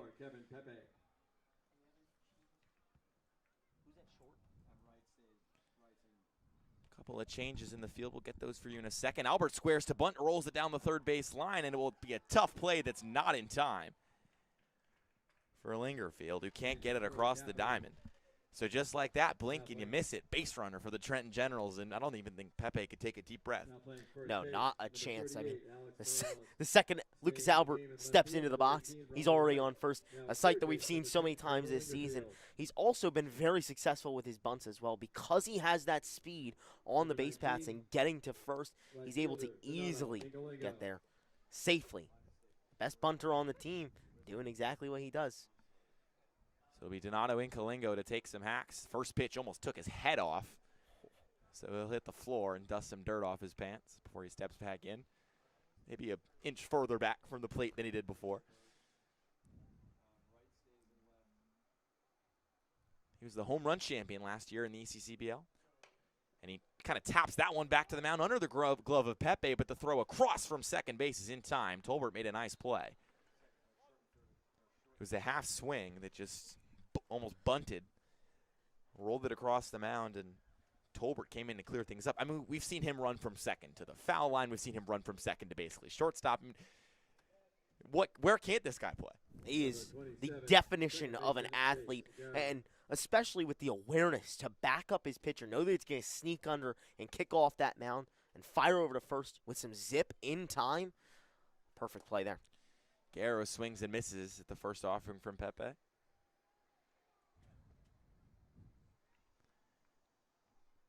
He's 1 for 2 with a strikeout tonight. 0-1. Popped up, tailing foul. Will it stay in the yard? No. Oh, rather it will. What a play. Over there in the foul territory by Lingerfield. And Garrow is retired. I was fully expecting that to slap the top of the dugout. But Lingerfield hustled over from third. Yeah, you're completely right. The way he approached it, it looked like it was all but certain that he was going to get out of play, but instead, with Bray Meskill scurrying into the dugout and Lingerfield getting over to make the catch, they get a massive second out with Albert over on second. A single would be sure to score him. Now, one step closer to getting out of the inning. Like you mentioned, Albert's on second. That first pitch is a called strike to Rupel, who's 0 for 2 today. One of the bevy of all-stars on this Trenton Generals roster. Faces an 0-1 count. Pickoff back to second. That gets into the outfield. Tough decision. And Albert will advance to third. He'll stop there.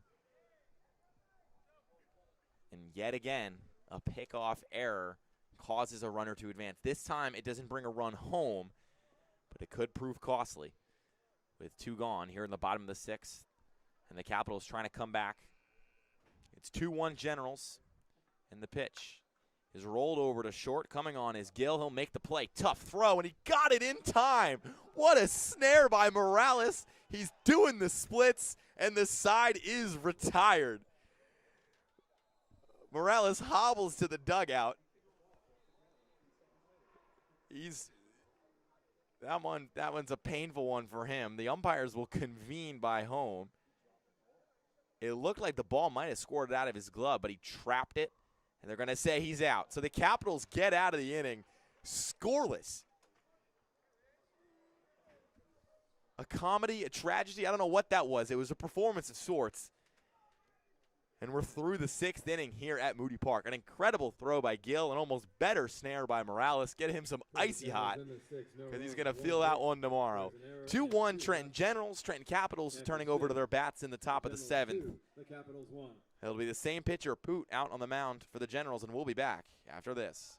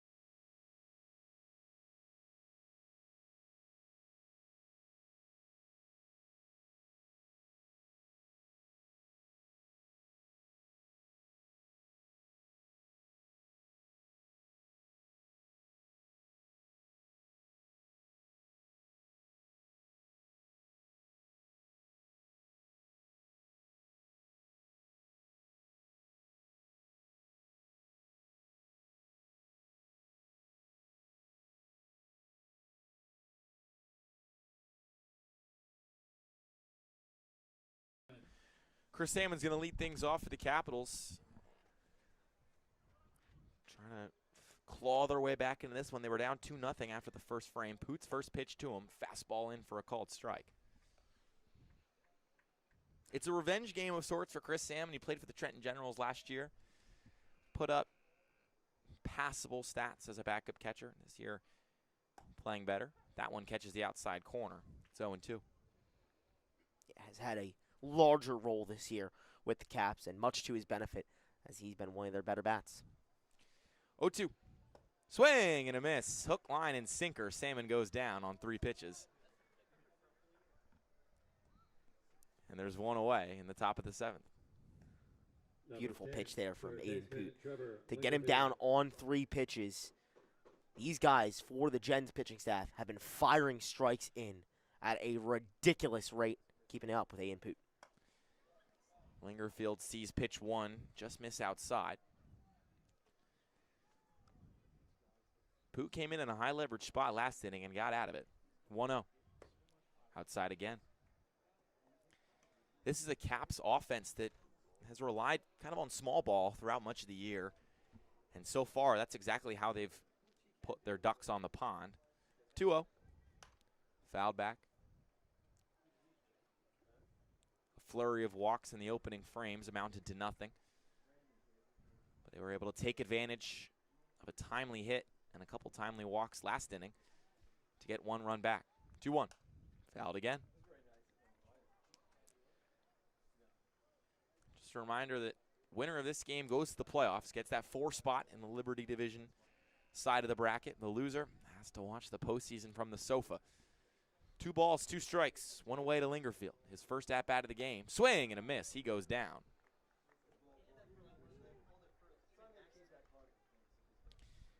Poot so far is dealing through his first 3 hitters faced. Yeah, came into a rough spot, but has shined under the pressure. 3rd strikeout of the appearance for him. And this is a guy on the Gens pitching staff that has not gotten a lot of run this year due to coming off of an injury as well as a high school season. But now in a big spot has come up big. First pitch to Chase Cole is outside. He was a victim of the McNabb strikeout party in the early frames. Went down swinging. Get a quick timeout from our umpire behind the dish. Poot comes set, the 1-0. Chopped foul. That'll even the count at 1. And the Caps, for all of their extended at-bats, for all of their shortening and surviving, they have just 1 hit and just 1 run to speak for it. Sooner or later, they might need a big swing. But that against Poot so far has proved difficult. 1-1. This one swung on, tailing foul and over the bleachers and into the grass.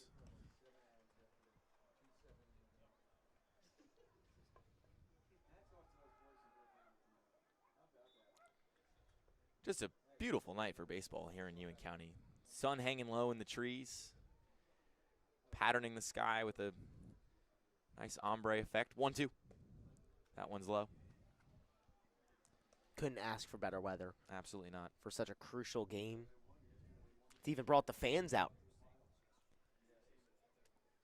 Cole, a .343 hitter, faces a 2-2 count, and now will face a 3-2 count as that one misses outside. Nobody aboard. 2-1 game in favor of the Trenton Generals as the Capitals try to get one back in the top of the 7th. 3 balls, 2 strikes, 2 outs. The pitch. Chopped foul. Staying alive is Cole. He's got 5 doubles. He's got 4 home runs. Second on the team. Salmon leads them in that category. We talked about that earlier. So 1 swing could tie this one up. 3-2. Fouled again, that time up the first base line. You mentioned that at some point these Caps are going to need a big swing. They're not a team for it. Like you said, they love to play small ball. They like to get their runs consistently throughout a game. This is going to be one of the guys to try and break through for them. 3 balls, 2 strikes, 2 outs. The pitch. Up the middle sharply. That'll be a base hit into the outfield. Cole is aboard. Just the second one of the night for the Trenton Capitals. And the tying run on first. For Ethan Tolbert, who was 0 for 1 with a walk. He was the first Capital to get on base this game. Back in the 3rd frame. Pitch to him. Misses upstairs.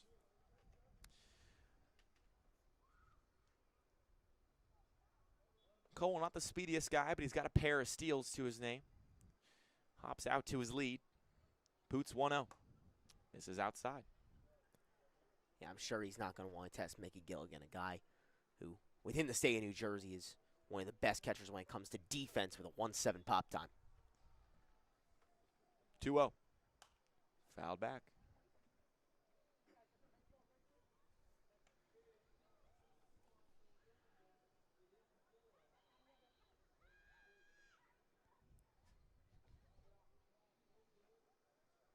guy like Tolbert just hitting just 274.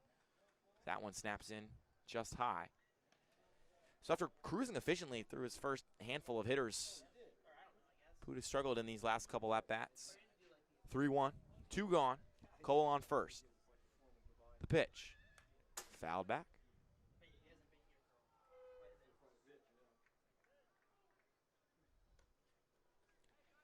Seems like he's been really trying to paint the outside of this zone. Do you come back and try to cross him up on the inside? Those outside pitches have worked at times for him, and they have been getting called for strikes as well.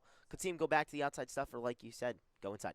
3-2 is in there for a called strike 3. He went inside and he shut the door, and the side is retired. No runs, 1 hit, 1 man left. Still a 2-1 lead for the Trenton Generals. See if their bats can extend it in the bottom of the 7th.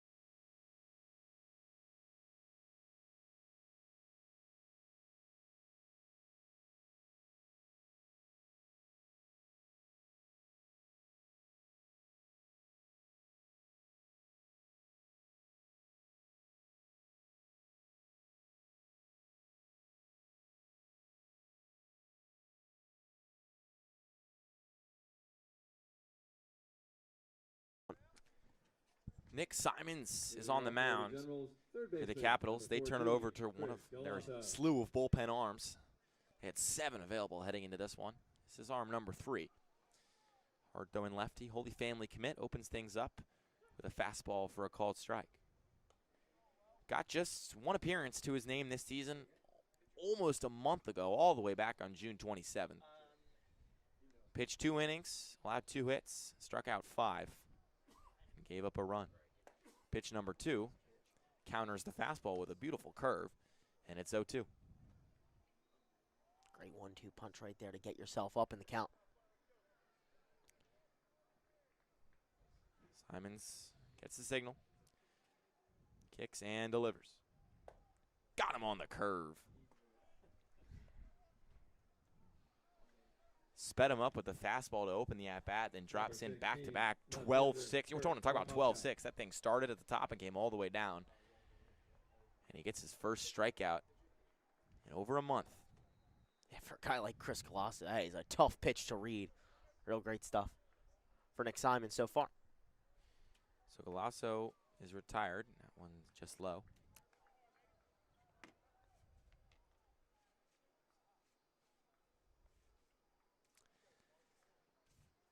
One-0 to Chaparovka.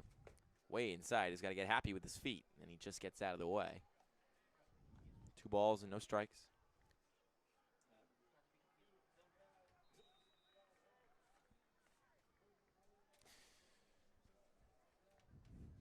Simons, big lefty. Upper Moreland High School, 2-0. Fastball catches the corner. Yeah, you mentioned Upper Moreland High School was the Freedom Division most valuable player there, playing some of the top talent in this league in Chase Bonner and Brandon Law from the Chamonix. 2 balls and a strike with 1 away. His pitch. Curveball gets the zone again. Pitch is frozen the batter in the 3 times he's thrown it so far this appearance. We'll see if Sharpovka's sitting on it. 2 balls, 2 strikes with 1 gone. And stepping off the rubber is Simons. Reallocate, reassess. The sun sitting even lower below the trees. The night beginning to fall. In this win or go home game at Moody Park. The 2-2. Skips in the dirt.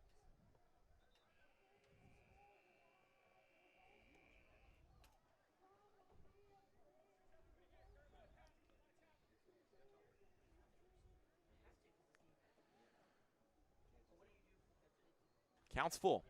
There's 1 away. Simons' pitch. Rolled foul. Kropovka's doing a pretty good job staying alive in this at-bat. Hasn't hit the ball as well as he's probably hoped to this summer. Just 6 for 37 for a 162 average.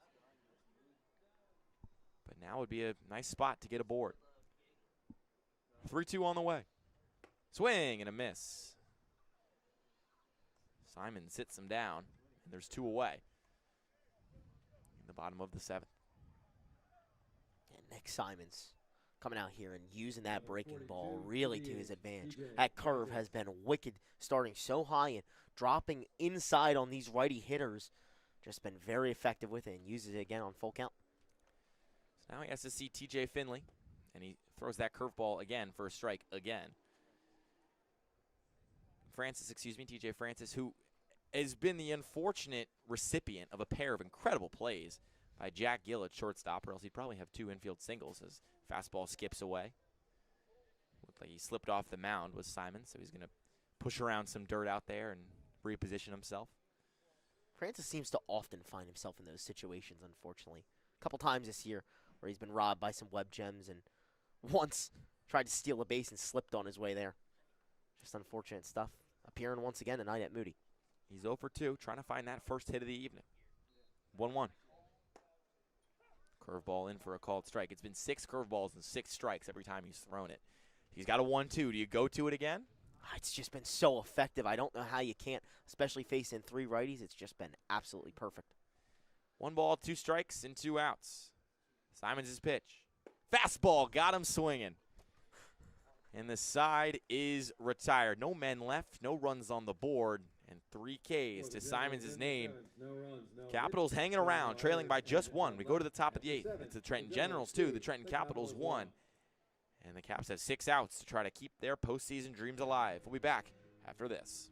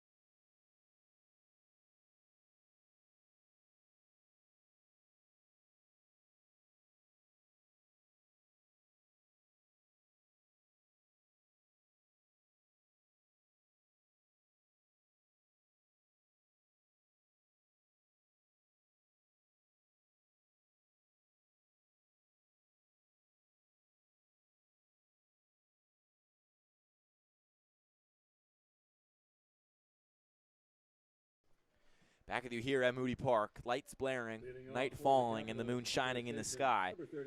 Here's the setting for innings 8 and 9 of this win or go home Battle of Trenton between the Capitals and the Generals. The Caps just 2 hits to their name. Trying to change things here. First pitch for Aiden Poot is a called strike.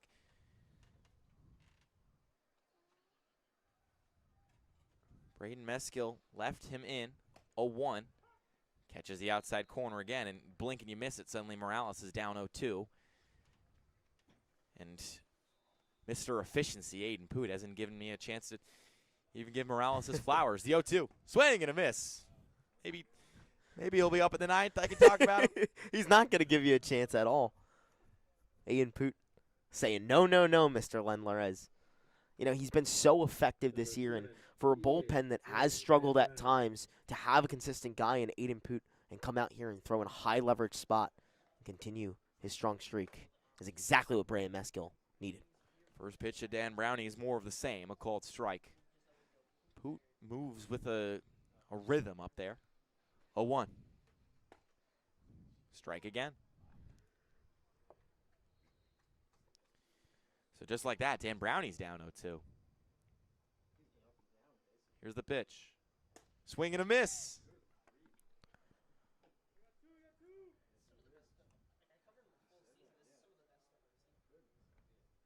I mean, these Trenton Capitals hitters aren't even touching this stuff. No, not at all. 6 pitches, 6 strikes here in the top of the 8th. And we'd mentioned maybe you'll see Jeff Blake and Jason Hanfield come in for the 8th and the 9th. Meskill leaving Poot in seems to be the right decision right about now. First pitch to right. Would you expect anything other than a called strike at this stage? Right is 1 for 1. Came in for a pinch hit single earlier. That one's finally in the dirt. Give hitters a chance to breathe. Ended up standing 90 feet from home, representing the potentially tying run in the 6th, but did not come home. 1-1 to him. Fastball gets the corner. 2-1.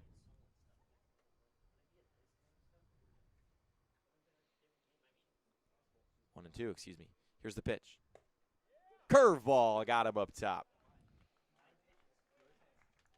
It took him 10 pitches, and he sent 3 guys back where they came from.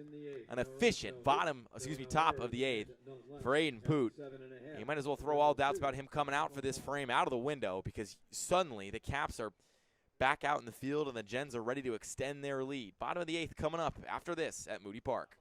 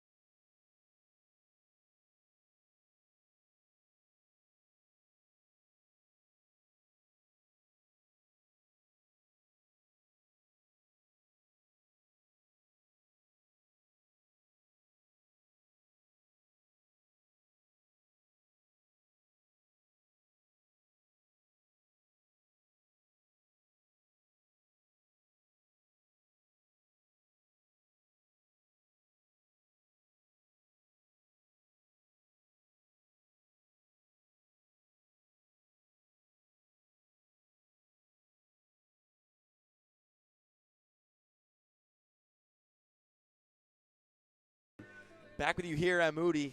The Trenton Capitals using all of their bullpen arms in this one. They're going to bring out Andrew Wilkinson to hurl in the bottom of the 8th. TCNJ player.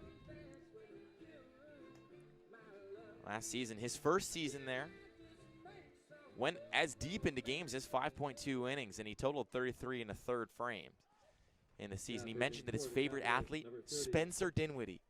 Not sure I've ever heard that. I think that might be an original sentence. Definitely may be. You may be the first person to have ever said anyone's favorite athlete is Spencer Dinwiddie. But he's facing off against Crane, who's 1 for 3 tonight, as the Trenton Generals are going to try to add to their lead. First pitch to him in the dirt. 6'3", 200 pounds is Wilkinson. He has a stature about him on the mound that is conducive to some power. We'll see if it can match with control. 1-0. Misses in the dirt. Interesting spot for Pete Muller to go to him as well. You have all those bullpen arms available, and you go to a guy who's making his 3rd appearance of the season to face the top of the lineup for the Gens. Gutsy move for the longtime manager of the Caps. 2 balls and no strikes to Crane to open the 8th. Finds Pater with a curveball. So it's 2-1.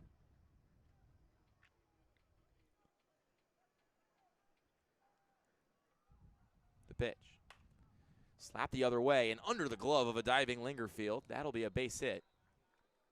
Tough play in the hot corner for TJ Lingerfield. And Crane is aboard for his 2nd hit of the evening. That one was a rocket. You know, Lingerfield did everything he possibly could, but that ball just really a rocket off the bat. Nothing much more you could do than that. Carlton Crane getting on board and trying to start a rally of insurance for the Gens to extend on that 2-1 lead.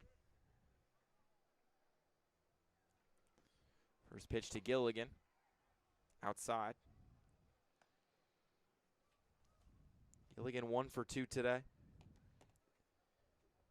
Just his 2nd appearance of the season.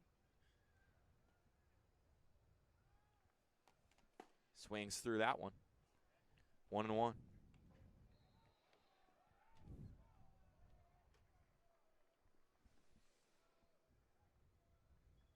With a runner on first, Wilkinson eyes him down, gets the signal, kicks and delivers. Catches the zone, so it'll be 1-2.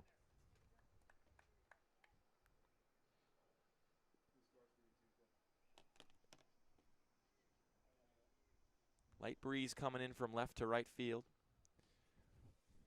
as Crane hops to his lead. Wilkinson's 1-2 offering. In the dirt, stabbed down by Barbash. That'll hold Crane at first. If there's any time where the Gens have needed to find an offensive spark this season, it's right now, obviously. They had those 2 in the first, but since then have been blanked the rest of the way. Got to try and tack on more. 2 balls and 2 strikes to Gilligan. Committed to play at Rutgers next season. The pitch. Swing and a miss. Wilkinson sits him down, and there's 1 away in the bottom of the 8th. Wilkinson kept going back to that bottom half fastball, trying to find it, and he eventually did, generating that big swing from Gilligan. Beautiful pitch to get the first out and first strikeout of the appearance for Wilkinson. Albert, who's hitting .564 over the course of an entire season, is now up at the plate. Runner goes from first to second. The throw down is not in time, skips into the glove of the second baseman, Tolbert, who was covering backup on the outfield grass. Good move in there from Carlton Crane. Yeah, Crane is safely into scoring position. And for Albert, he hits well overall. And with runners in scoring position, it's no different. 16 hits and 30 at-bats. 1-0. This one's lined, could get down, and it will.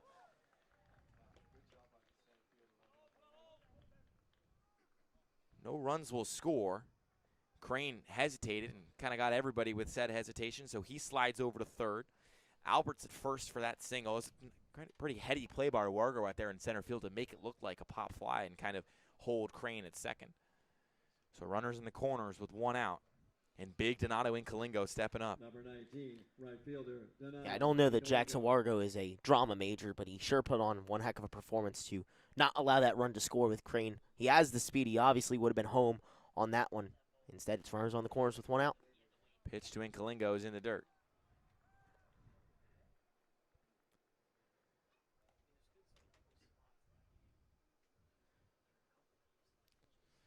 We're going to get a quick meeting from Barbash and Wilkinson on the mound.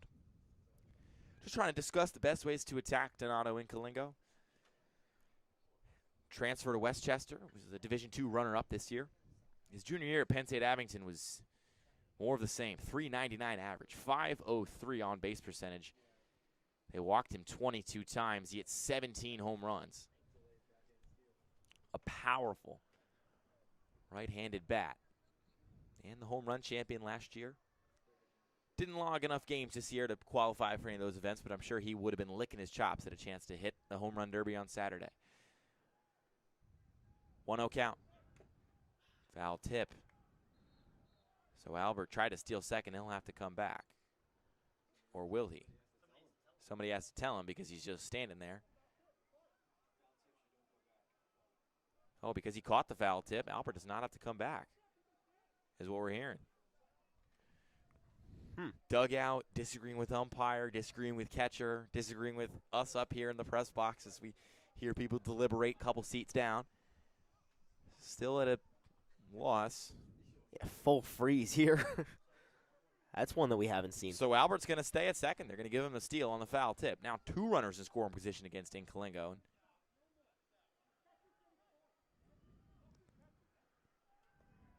The umpire is trying to shut down any chatter. Mav Capitals pen. 1 ball and no strikes to Incalingo. Trying to tee one up. Leading 2-1 in the bottom of the 8th. The pitch. Fastball misses low. Haven't really seen a big swing, like a game-opening play here so far today. Been a really impressive pitching performance on both sides. And that's kind of what you want. You want a high-stress, close game with playoffs on the line. The 2-1. That one misses outside. So a 3-1 hitters count for Incalingo. With first base open, Charlie, do you swing? Green light? Well, the home run champ last year, he carries that power. Why not show it off? High leverage. 3 balls and a strike. Swing and a miss. He was really going for it. Oh, my goodness. I think he might have to retie his shoes. But he stays alive. 3 balls, 2 strikes, 1 out. Runners on second and third. Game hanging in the balance in the 8th. 2-1 lead for the Generals with Incalingo at the plate. The pitch. Swing and a fly ball. It's not particularly deep. Wargo comes in. Hat goes flying. He'll make the catch. The runners will fake the tag. The throw home is high, but backed up nicely. Oh, but the runner's still going to go. It escaped the play at the plate. Not in time. Crane will dive in. Wilkinson was there on the backup, but lost it in his glove. And some aggressive but heady base running from Crane extends the Generals' lead. It's now 3-1 Trenton in the bottom of the 8th. That is a great find by Carlton Crane. He understands the situation and wisely does not tag up, as it was a heck of a throw from Jackson Wargo out in center. But then to have the awareness to realize that Wilkinson doesn't have good control of the ball after it falls into the glove and be able to speed his way home to double that lead, so crucial for the Gens. This one slapped into the outfield, but it should be an easy catch, and it is for right. And the side is retired. Not before an insurance run landed for the Trenton Generals. They lead 3-1 after a tough play behind the plate from Wilkinson. And now down to their last 3 outs to stay alive in this ECCBL season are the Trenton Capitals. And who else but Aiden Poot to step back onto the mound at 40-something pitches. We'll be back after this with the 9th inning of a winner-go-home game.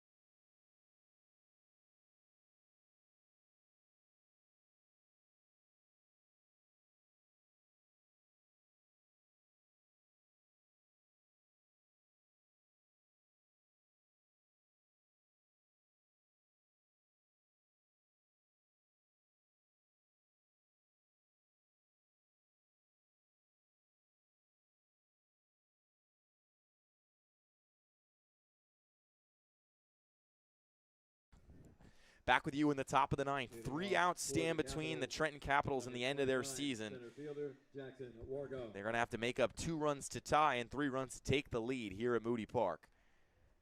In the Battle of Trenton, the season's come down to this. Poot still on the mound. His first pitch of the frame is a fastball outside.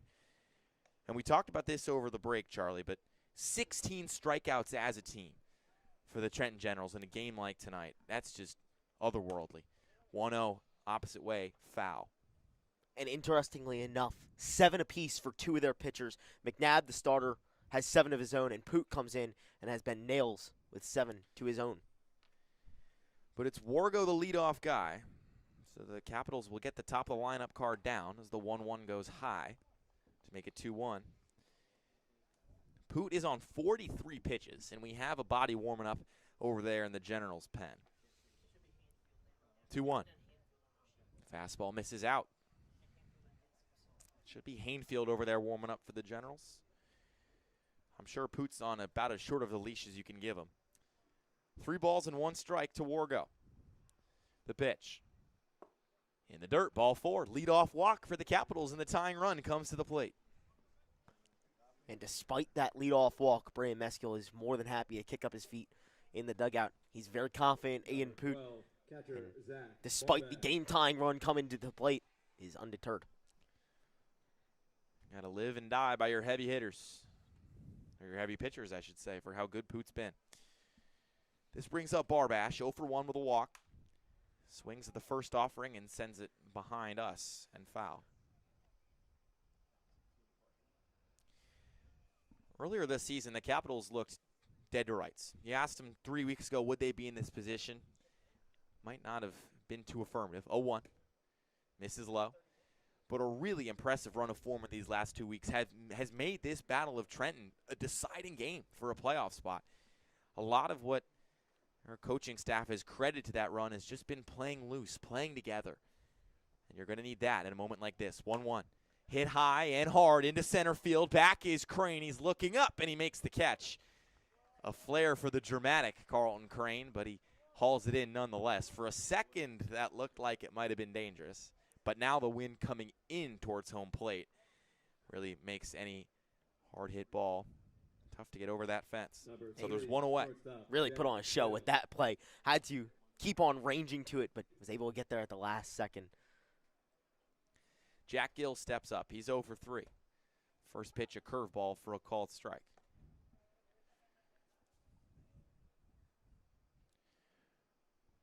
No ball, 1 strike, 1 out. The pitch. Opposite way, foul. As for the Trenton Generals, Braden Meskill, first year at head coach, took over for a long-time guy in Mike Coryell.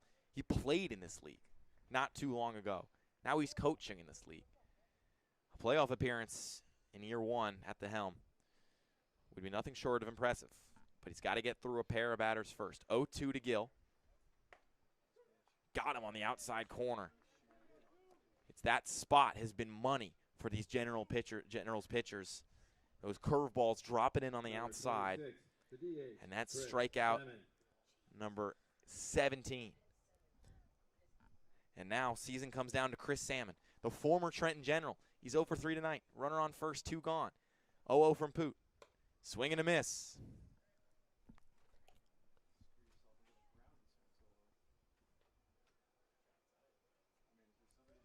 Wargo led off the inning with a walk. He hops to his lead on first. 0-1. Salmon rolls this over to second. Garrow's got it. This could be the game, and it is. The Trenton Generals, behind a pitching masterclass, have made the playoffs in year 1 of head coach Braden Meskill. They do so with 17 combined strikeouts and a pair of timely hits. Battle of Trenton goes the way of the Orange, and the Generals claim their spot in the Liberty Division playoffs. A great game between two teams that have seen each other more than a handful of times this summer, Charlie, and at the end of the day, it just came down to the right arm of Aiden Poot. Yeah, no, Poot was absolutely incredible tonight, and he comes into a spot where not having many appearances this season, coming in, the first time he came in was with a jam. The first jam of the game where there were runners on, and he was stellar through 3 1/3 scoreless innings, and the 8 strikeouts to boot for Aiden Poot. Just absolutely everything that the doctor ordered, and Braden Meskill has to be just ecstatic with his performance and ecstatic with what the Gens were able to do tonight. Got to give the majority of the credit to his incredible pitching staff. And that starts with McNabb, who came out guns a-blazing and absolutely mowed down people in his wake. He went 3 frames, struck out 7, walked just 2, didn't allow a hit, and just 2 hits seeded in an incredible performance from a Generals team that, like you mentioned, is tight-knit, well-bonded, and is not the kind of engine you might want to face in the playoffs as a high seed. I mean, with a pitching staff like this, with a camaraderie like this, with the momentum that they've built, any given Tuesday, anything can happen. Certainly. They got a big matchup on tap with the division champions in the Mercer Mammoths at 19-9-1. One of the best teams offensively and defensively. You win this one, but the tall task still on hand. So we'll take a look at the standings, and not updated yet, but we'll walk you through what to expect come playoff time. Like you mentioned, Charlie, the Mammoths, the 1 seed in the Liberty Division. We're doing it classic ALNL style. No interleague, none of that stuff. We got the 2 divisions battling it out. The winners of both will meet for the championship in Quakertown. But the Mammoths will face the Gens in the 1-4 matchup. The South Jersey Kings and the Matrix, the new kids on the block, making their entrance as the 3 seed. They'll take on South Jersey, try to take them down in the first round of the playoffs. Though obviously the winners of those 2 games facing off against each other. Should be a pretty incredible and entertaining postseason slate coming up here on Jersey Baseball Nation. No, for sure. I mean, these are the 4 teams that throughout this season have battled with each other, giving each other games, giving each other hard-fought battles. And you look at it, Mammoths, Gens. The Mammoths have had the Gens number 6-0 against them this season. And Kings Matrix, they played a couple of tough doubleheaders against each other as well. Quite the postseason to look forward to. Hard to pick a player of the game when the pitching staff's been so dominant. We're going to give it to Aiden Poot. I mean, he came in and shut things down. He was incredible from start to finish. Like you mentioned, entered in a jam, left and with plenty of comfort. A 3-1 win for the Trenton Generals over their rival Trenton Capitals to end the regular season at Moody Park. The All-Star Game and Home Run Derbies on Saturday. We'll have plenty of coverage on that. For my partner, Charlie Jones, I am Luke Lendler. Thank you so much for tuning in, and we'll talk to you before you know it. We'll be back